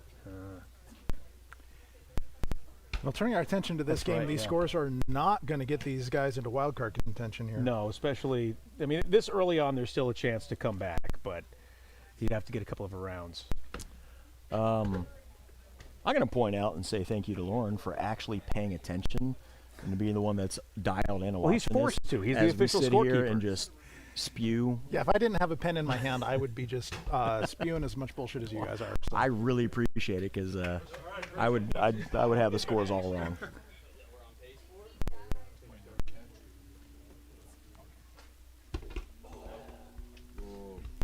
Didn't get it, but he gets the catch. Christian's got a pretty comfortable lead. Adam has 4 throws to go. He's got to get some pings. There's a ping over. Ping over. Rare ping that is over. A 0. Ping over. Ping over. That is a no score. So ping over. That's a score of 0 on that throw. Correct. They cancel each other out. Christian just basically has to not suck the rest of the way, and he should move on. Go, Jeff. Jeff still has a can. He's had some clutch throws in late innings. There's a solid ping right there. It's a good thing that hit the post because that was heading over otherwise. So somebody asks, what happens if the ball gets stuck on the roof? Well, it's happened before. It's happened many times before. It just means somebody has to go get it. That's it. Happened in warm-ups today, right before we broadcasted. So you just you get the ladder out and you get up and take it off. Well, first thing that happens, everybody grabs the ball and chucks it up there and tries to knock it down. Solid ping for Adam. Adam's got his trademark arm out first throw. Very consistent. So they are within striking distance, but they're going to need some high scores here in these last couple of frames. Christian, ping, solid, nearly got stuck. Makes Oh, the catch. good adjustment. Stayed on his feet with some balance. Really good adjustment at the end there. Who needs gloves? There's a ping and around to tie. Got it! He ties Christian. Adam needs an around with the catch multiplier. He gets the around. Holy crap. But he's going to fall 1 point short. With one inning left. Point short. Oh, there's one inning left. Excuse me. 1 inning left. We're at 34, 34, and 33. Look at that excitement on that, Adam. Hell yeah. And that's what happens when you don't pay attention. You think the game's over. All of them were I within just 3 cheated. points of the wild card as well.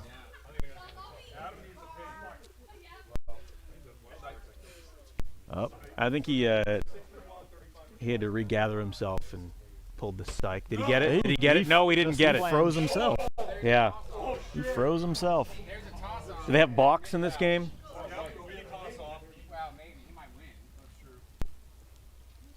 Jeff gets a ping. He'll take the lead.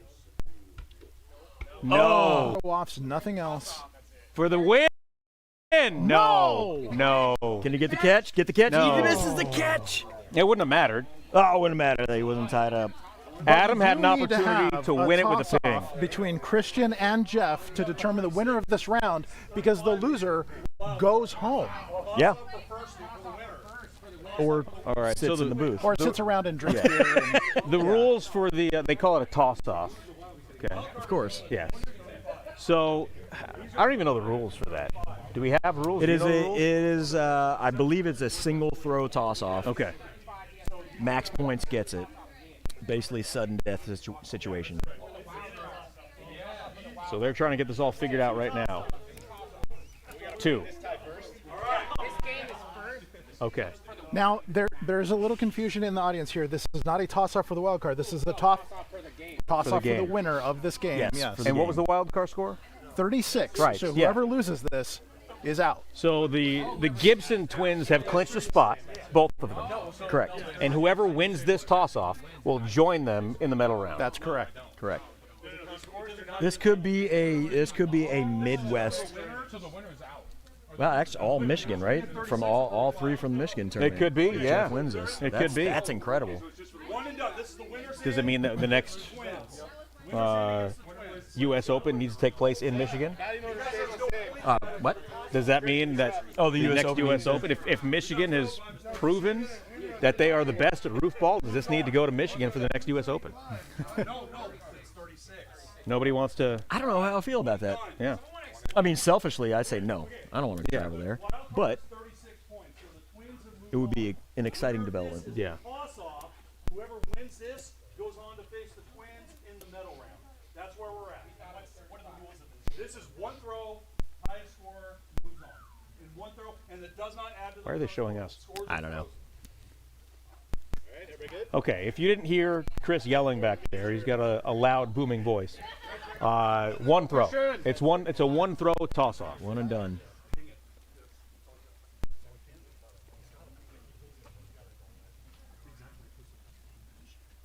Nope. Oh. The catch is important here. Oh, there's our first bush dive of the out. day. I hope he didn't get stabbed in the ribs by something over there. Took long enough.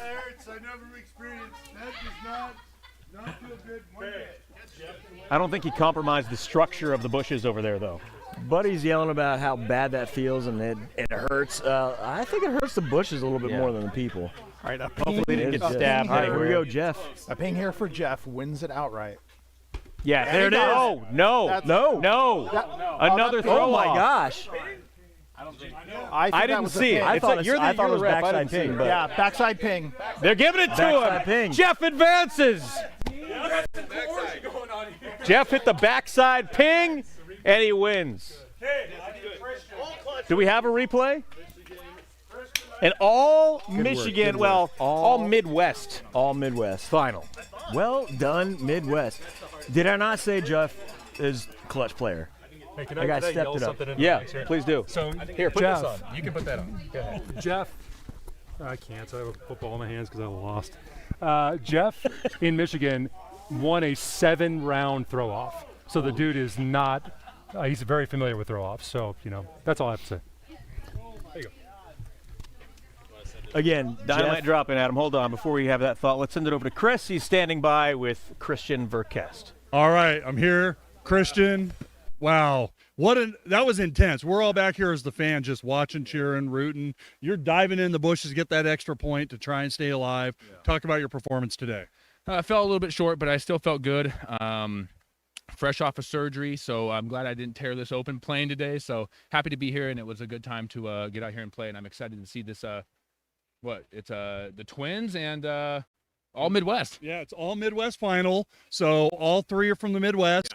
Yeah. Let's put your money where your mouth is. Who you picking? I'm gonna hit the record setter today. He's just on fire, but everyone's on fire, so that's the other thing. So you never really know. It's gonna be competitive down to the last throw, and whoever's on top's obviously gonna come out, and they deserve it. So. All right. Well, we're gonna move on to the medal round. We're gonna send it back to the booth. Thank you very much. We are ready for the medal round. Lauren, what do we got? Well, our lineup for the medal round is Darren Gibson, followed by Damian Gibson and Jeff Chambers. And as you mentioned before, it is an all Midwest Motor City final. If Jeff didn't have a nickname of Relentless already, I think we could call him Iceman, but Relentless fits him just fine. Dude, the guy's a player, man. There's certain athletes that have a switch, and they just know how to flip it when they need to, and they can just they get that focus, they can dial in, and Jeff's that dude, man. This is a rematch of this round in Michigan. Jeff won it. It was Darren who finished in second, and Damian finished in third. These were the top three finishers in Michigan. Here they are, top three again, as the throw went over there in the warm-up throw in the U.S. Open presented by Barstool Sports. I would make a joke about there being something in the water in Michigan, but no, don't do that. Don't do that. I think you already did it. Nice job. Yeah, that's that insensitive.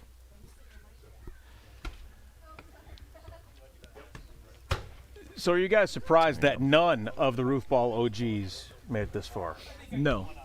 Well, all right, yes. I'm a little surprised that none of the OGs made it this far, but again, this was something that was bound to happen with the expansion of the sport. And again, super exciting for Roofball, but sad for us old farts. Yeah. You're always going to play the what-if game. We have one of the legends of the game not here today. Yeah. It would be interesting to see how this would have shaken out with Derek Weber in attendance, but, we're seeing an extremely competitive match today. You saw the all-time scoring record broken. It's just been a great day for Roofball. I think D-Web better be winning some golf today. If he doesn't come away with any money, then he's failed us all. Yeah. Oh, and he's going to be furious at himself. Oh, yeah. Well, he's going to see that 77. He's probably on his phone right now on the course looking at what's going on, and he knows that 77's out there, and he was the 74, wasn't he, or the 72? Adam was the 74. Adam was the 74. I think Derek is the only other player to Hey, we're just going to go with that. Where's your Roofball polo? What happened to it? It's somewhere over there, and I'm just prepping for the Penn State whiteout tonight. Yeah. What time? It's 4:30, you said, right? 4:30 our time. 4:30 Pacific. Yep. So I'll be not paying attention in about 50 minutes. I'm glad I turned that Oregon game off when it was 14-0 because that was. What was the final in that? Or is I heard it was 42-0 when they pulled Bo Nix. Yeah, we're ready to roll. Yeah, for Nittany Nation out there, we are. All right, up first we have Darren. Darren was the runner-up at the Motor City Regional. Starts off with a good catch. If you are just joining us. Oh, thank you, Ryan. Wow, look at that. If you're just joining us, earlier Darren had the all-time highest score, 77. There's it around from Jeff. That's a hell of a way to start, man. And a ping and a catch from Darren. These guys do not waste any time. They just get up there and chuck it. Yep. Less time to think about it. Did he get it? He got it. Got the ping. That is a ping. Now the top two scorers from the medal round advance to the championship round. Solid ping there.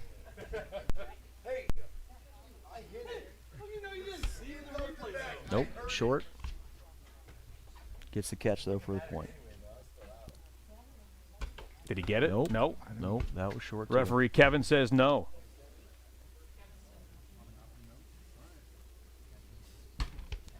We just said somebody's watching from Brazil. Awesome. Awesome. Thank you for joining us from Brazil. I don't speak Portuguese, so whatever, like. I wish I did. Hi. We Portuguese appreciate the sounds worldwide sexy. audience. I just watched some documentary on bull riding. Oh, yeah? And, like, apparently the Portuguese or the Brazilians are, like, the best in the world at it. And half the documentary was in Portuguese with subtitles. Oh, saves the Japanese maple. Nope, flange. So for our viewers, if it hits the flange, and you might hear it, might sound like a ping, but it is not. And it is not uncommon, if you're wondering, to have some lower scoring final rounds because these guys have already thrown, if you think about it, these guys have thrown 30, 40 not quite balls at this point, Yeah. right? Your arm is going to get tired. It hit the roof of the Arms house getting and came tired. back. Nerves are starting to kick in, possibly. Solid ping. So Damian ties Jeff at 20, pending this throw here. Around! Yes, he got it. That is a funky around right there. Did not make the catch. No catch. Misses So it's the catch. 10. And Jeff now with a 10-point lead over Damian. Solid And ping. backs. And he made the catch. So Darren moves into second for now. Oh, someone says they're this is watching everything. in Uranus. Now, is that the city? Was that Missouri? Apparently there's a fudge factory there. I'm not even making that up. I just found that out a couple weeks ago, and my 5-year-old was learning about the solar system. That is amazing. Yeah, Oh, there's man. I guess they call it Uranus, though. There's an around. Did he get the multiplier? Nope, no multiplier. Misses the But he'll catch, get too. 10 for So that. 10. And that takes him into the lead, at least Thank you for that. temporarily. Thank you for that trivia tidbit. I'm going to use that at some point. That's an over. That's a bad time for an over. I feel his pain. I feel his pain. That's a ping. Hit the bottom. And a catch. Through 8, Darren with 32. Make that 33. Damian has some work to do to get back into this with a couple of throws left. That's an around. There it is. That is what he needed right there. Right back into it with a 27. Someone asked how the multiplier works. It's the multiplier for the catch. So if you get the around, it hits the multiplier. The catch is now worth 5 instead of worth 1. And Jeff You got the just ping, but no isn't catch. making any You do mistakes not here. need to get the around, though. Anytime it hits that pole and you catch it, that little pole, that's a multiplier. Ping Nice catch.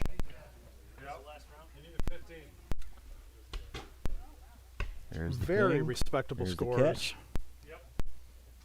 36. But Jeff just needs to avoid making a mistake here. No overs, and he will be our #1 seed. heading He's into the clinched to move championship on. round. Is he just going to roll it up there, or is he actually going to go for some points? He's going for some points.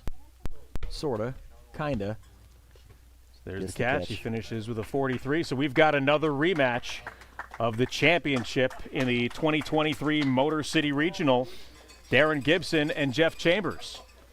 Let's give it up to these 3 competitors. Yeah. Fantastic effort by all 3, and we're going to send it over to Chris live now with Damian. All right, I'm here with Damian. So, medal round, facing your brother and Jeff, the Midwest medal round. You came up a little bit short. Talk about today what this meant for you.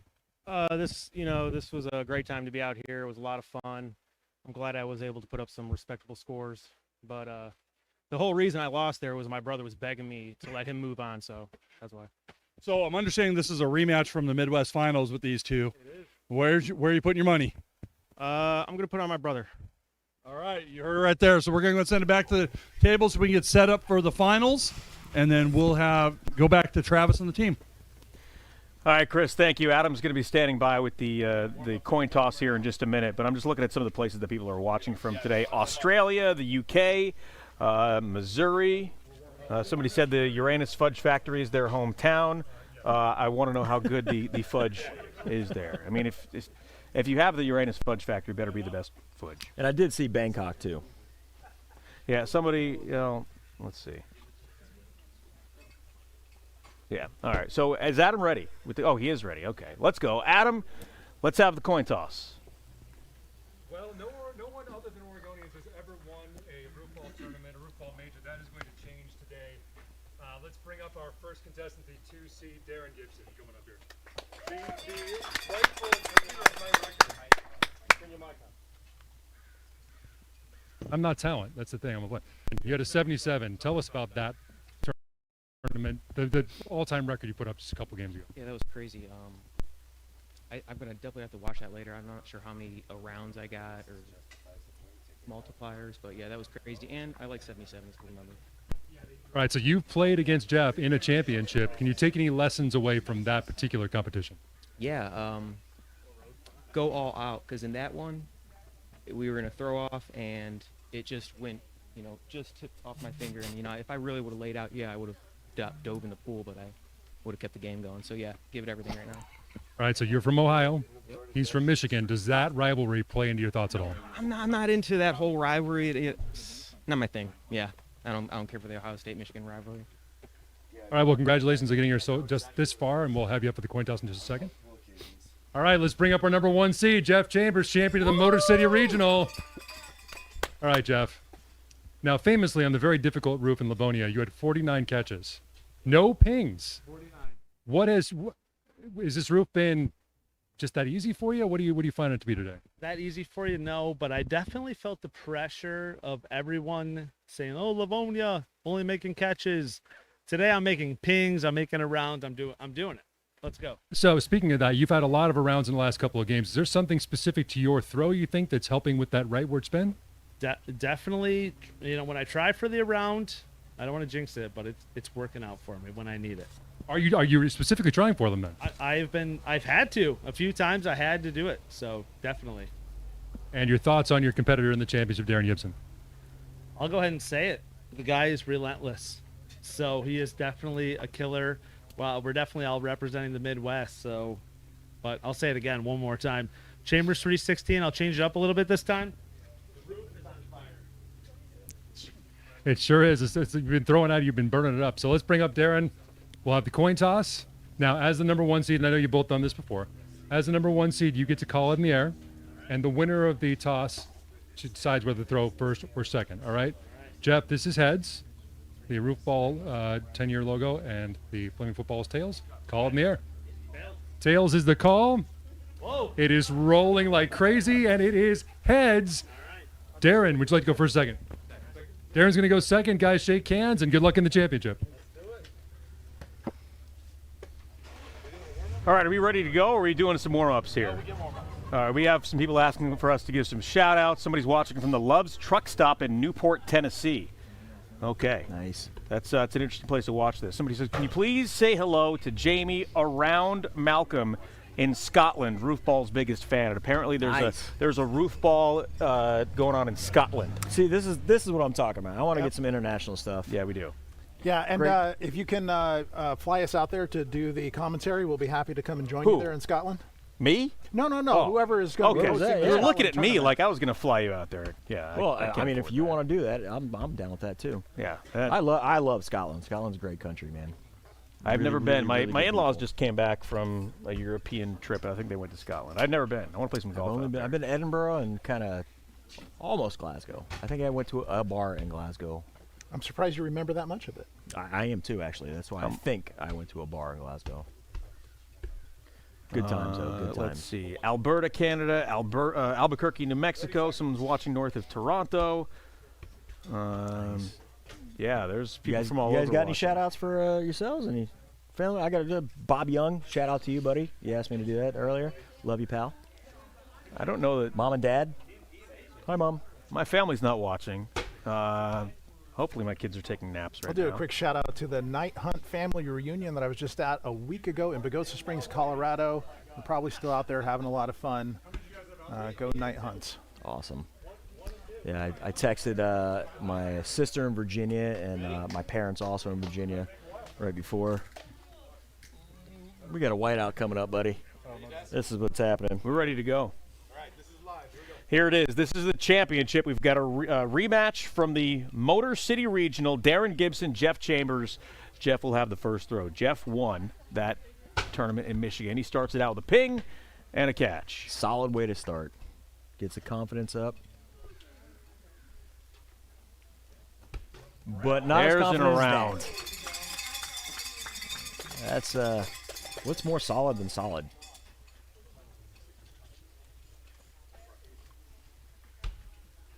Jeff a little goes short. A little short. Fingertip grab. Short. Ooh, a little funky there. Strong knees on that guy. Strong knees.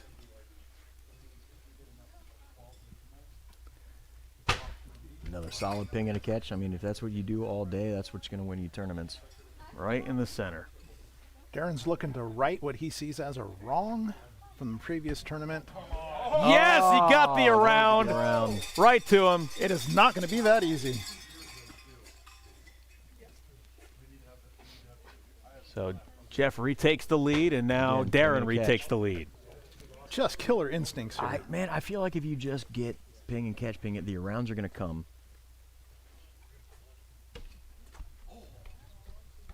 Just missed everything. Left the door open. 0.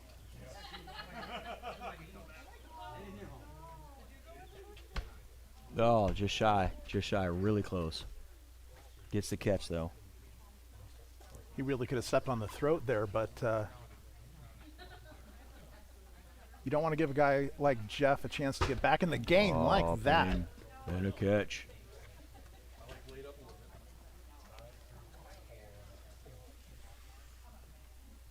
Off to the right. And he gets the lead back. Halfway through the championship round. Jeff off to the Now, we don't want to see these guys tighten up a little bit. They get off to such a great start. Couple of rounds, couple of pings. You don't want to see them clench up a bit down the stretch. Ping and a catch, man. That's going to go a long way.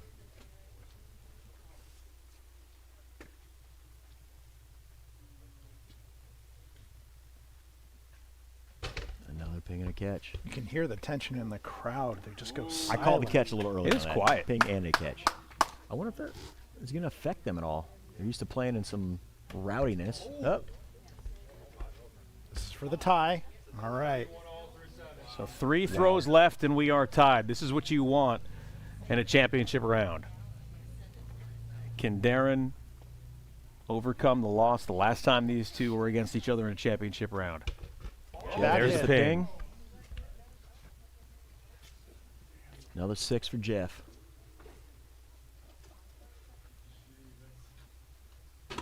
There's a ping to retie it right here. Makes the catch. Pressure, what pressure?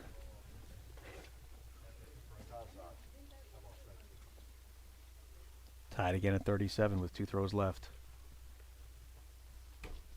Short and to the right. Good bounce for the catch, though. Takes the lead by 1.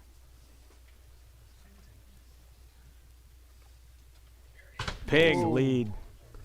Big throw. Big throw. So going into the final throw, Darren has the lead. Jeff needs a ping. A ping would tie it. A ping and a catch would retake the lead. No, he didn't get it. And Darren's going to win. Darren's going to win the U.S. Open. There it is. An easy toss-up. With a 44. Darren Gibson from Cleveland, Ohio is the 2023 U.S. Open champion, presented by Barstool Sports. Congratulations, Darren. Well done, Darren. And well done, Jeff. A respectable 38. All right, do we move it over here or what? Where are we going? Oh, it's over there. Okay. Chris is standing by with the runner-up, Jeff Chambers. Thank you, Travis. I'm here with Jeff Chambers. Jeff, all Midwest medal round, Midwest final. You went up against one of the twins. You came up a little bit short. Talk about your performance out here at Willis Park. You know, I think I did pretty good. You have no idea how ecstatic I was that we had an all Midwest performance here today from all 3 of us. People were ragging on the roof in Livonia, but I'll go ahead and tell you right now, we came here out today and we proved that we can play with the top dogs. All right. So with that, the Midwest came out. Are you going to be hosting another regional next year out in your area? What's the plan for you? That is definitely the plan, to play some more games in the Midwest. The Gibson brothers, dude, these guys are unstoppable. They highest score of all time just happened today. So if I'm going to lose to anyone, I'll tell you what, I'll do it to those guys any day. Losing with grace, Jeff Chambers. Congratulations on second place and being here. Thank you for coming out. We're going to send it back to Travis and our winner. All right, Chris, thank you much. We are here with Darren Gibson, the U.S. Open champion. Now, you get down to the championship game. It's a rematch, is what you had in Detroit with Jeff. You know he's terrific. You guys are both having great days. We'll get to the record in a minute. Okay. But to be in that spot again, in the exact same position against the exact same competitor that you were the last time out, what are you thinking as that goes down? I was definitely thinking there's no way I'm losing to him again. No way at all. And honestly, unlike the other rounds, I just felt like really comfortable and confident that round for sure. I know the 77 round, you're like, how you're not confident, but this round I just definitely felt more at ease.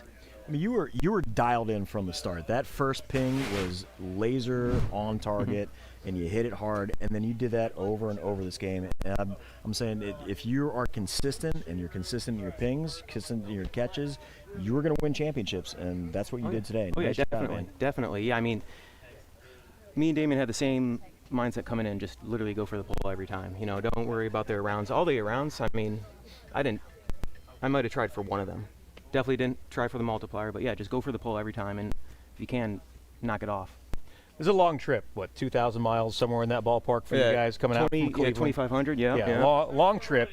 They're being distracting over there. So a long trip for you to come out here and just be in the spot again that you were in the semifinals and in the medal round with your brother again, the same 3 as you were last time, right. And then to win the whole thing. Obviously, it makes the trip worth it, but what's that drive back going to be like after beating your brother again?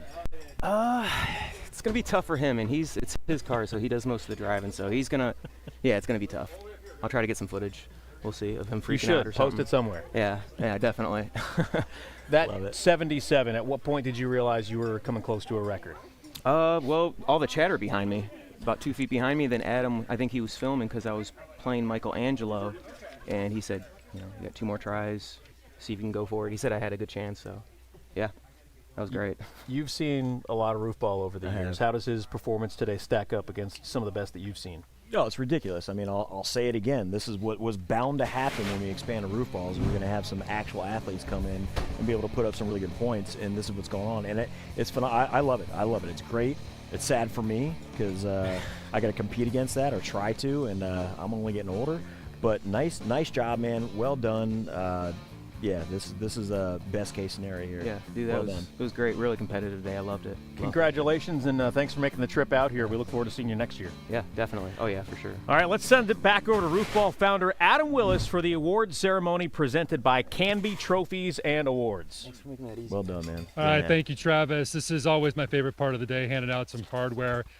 Crazily enough, we're going to start with me, the semifinalist Adam Willis. Give it up for Adam Willis, everybody. And my mom's going to put the medal around me ceremonially. Thank you. Oh, thank you so much. Thank you, Mom. And second, having his best tournament ever right after singing the national anthem, let's bring up my favorite name in Roofball, Cameron Kazarunian, semifinalist at the 2023 Roofball US Open. Please accept the award from Mother. And let's get a photog or a shot with our photogs. What I meant to say. Congratulations, Cameron. And our last semifinalist, he was this close. The throw off. I'm going to call it a throw off, buddy. Cost him a shot in the finals, but one of our great champions, Christian Verquest, come on up here. His head's wounded, but he's still playing hard. Christian, you have legions of fans all over the world. What do you have to say to them right now? Thanks for supporting me. I was happy to be out here today. It was a really competitive day. Getting more athletes out here is really, it's making it harder. So, but we love it. We love it, and we're happy that everyone made it out here, and I'm happy for the Midwest today. When I know that your brother Caleb is here, and then your dad is certainly watching. Any words for your dad?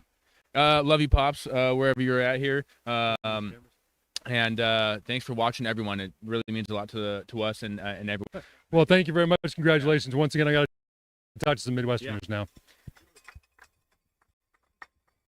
The first one made the final three just like he did in Livonia, and just like he did in Livonia, he ends up at third place. Let's bring up Damian Gibson, ladies and gentlemen. Give it up for Damian.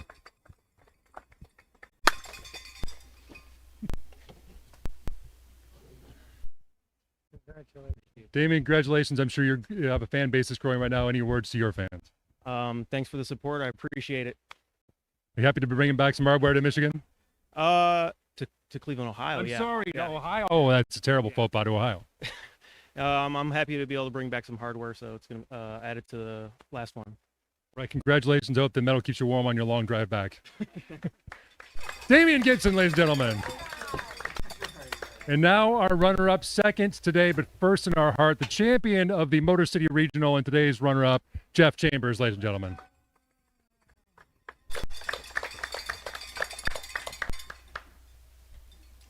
Jeff, I'm going to go ahead and say this is a career year for you in Roofball. How do you feel at this moment? Well, it was my second tournament, so it was a hell of a year, I'll tell you that. So you're excited to bring Roofball back to Michigan again next year? That's what it's all about. Today we represented the Midwest so hard. Obviously the finals, Midwest, all the way. So do you think there's something special about Midwesterners? That, a lot of people in the early days when this thing was going viral assumed this was a Midwestern sport. Do you think that we somehow transplanted this from where it should have been born? Yeah, definitely. It's a Midwest sport. Let's drink some beers and let's throw something at something. That's what we do. They're also a very agreeable people. Congratulations, Jeff. Thank you so much. And now our champion. Guys, we've only had 15 champions in Roofball history ever at the major level. Every single one of them has been Oregonians, obviously. And this is the first new champion at a major since 2016 when Rob Salisky won the RFA Cup. So let's bring up our new champion, new holder of the world record for most points in a game, Darren Gibson, ladies and gentlemen.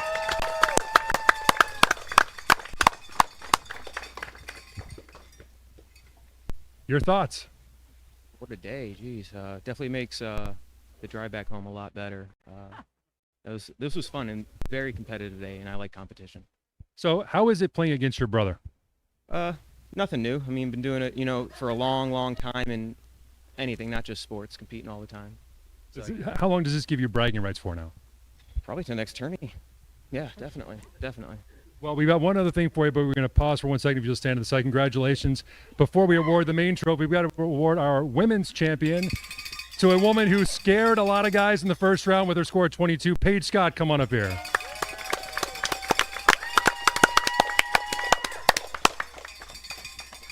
Congratulations. So you got a good arm. Have you played professional football or anything like that leading up to today? Yeah, I do play for the Steelers, actually. Wow, that's amazing. Congratulations. Yeah, it's me and Jeff Reed, you know?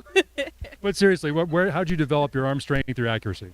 I'm a younger sibling, so you got to really work on that arm strength to get those punches in. Well, Paige, congratulations. Thank you for coming up. We see a lot more of your Roofball's future. All right. And now presenting the it's going to be the women's trophy is going to be the Determan Trophy later on, by the way, next year when we get it ready. This one doesn't have a name yet. Maybe it'll be the Weber Trophy. I'm not sure yet. But the U.S. Open Trophy will now be presented by my mother to Darren Gibson. Awesome.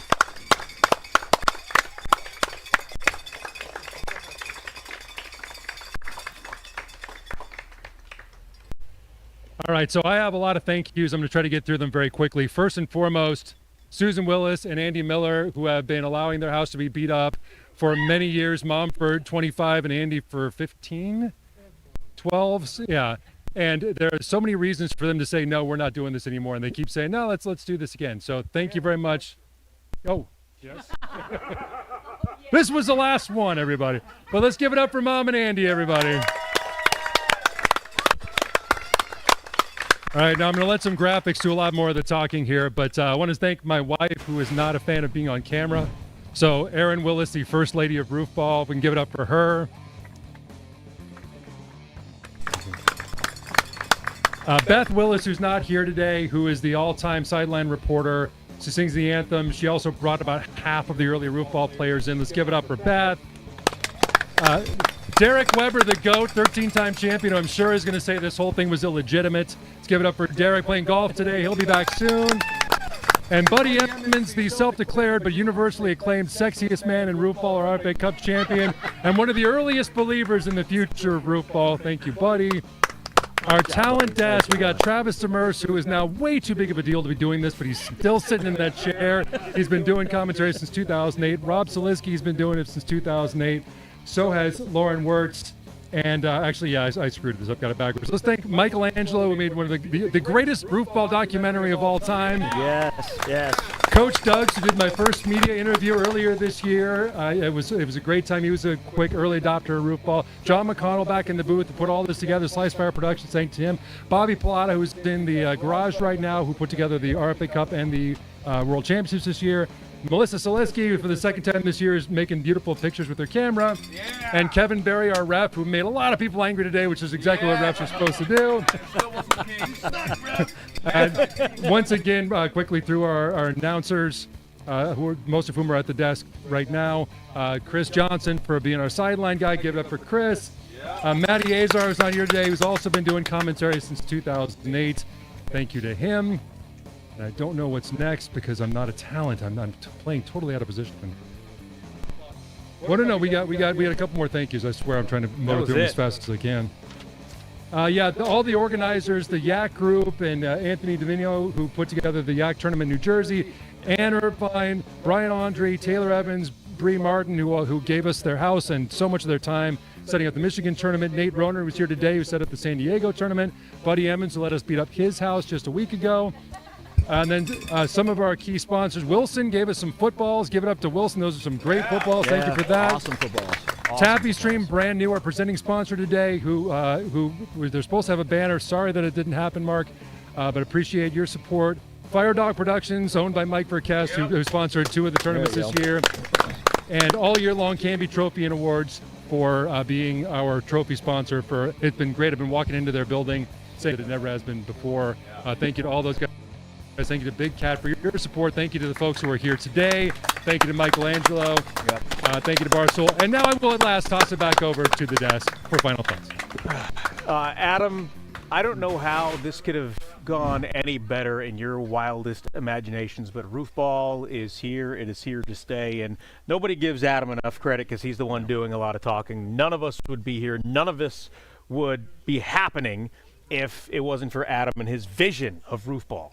Yeah, Adam, he's the the best behind the scenes, well, and in front of the scenes player too. But the dude's got 2 Emmys. Nobody knows. Like, he worked for SportsCenter for a long time. Like, he put all this together. He's got every stat from every single throw from every single tournament that's ever been played in the sport. He's got it all. He's listed it all, and most of it's right there in the front of his mind. Adam, nice job. Barstool, thank you for allowing us to come out and use your stream. This has been phenomenal. This great day. Thank you. Yeah. For every hour of televised sport you see here, Adam is putting in 10 behind the scenes. Oh, we're not there yet. Yeah, so again, just, the weird, wonderful mind of Adam Willis. Thank you so much for putting this together, inviting us all down to come and have a load of fun at your place. Let's do it again in 4 months.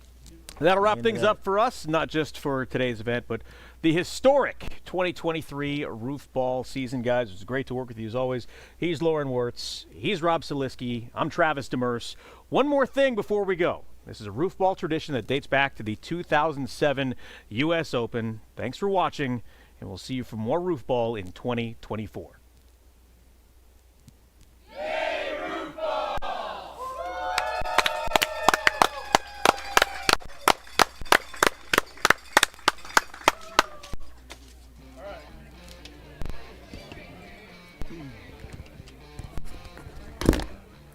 Fucking hey, guys. Good work.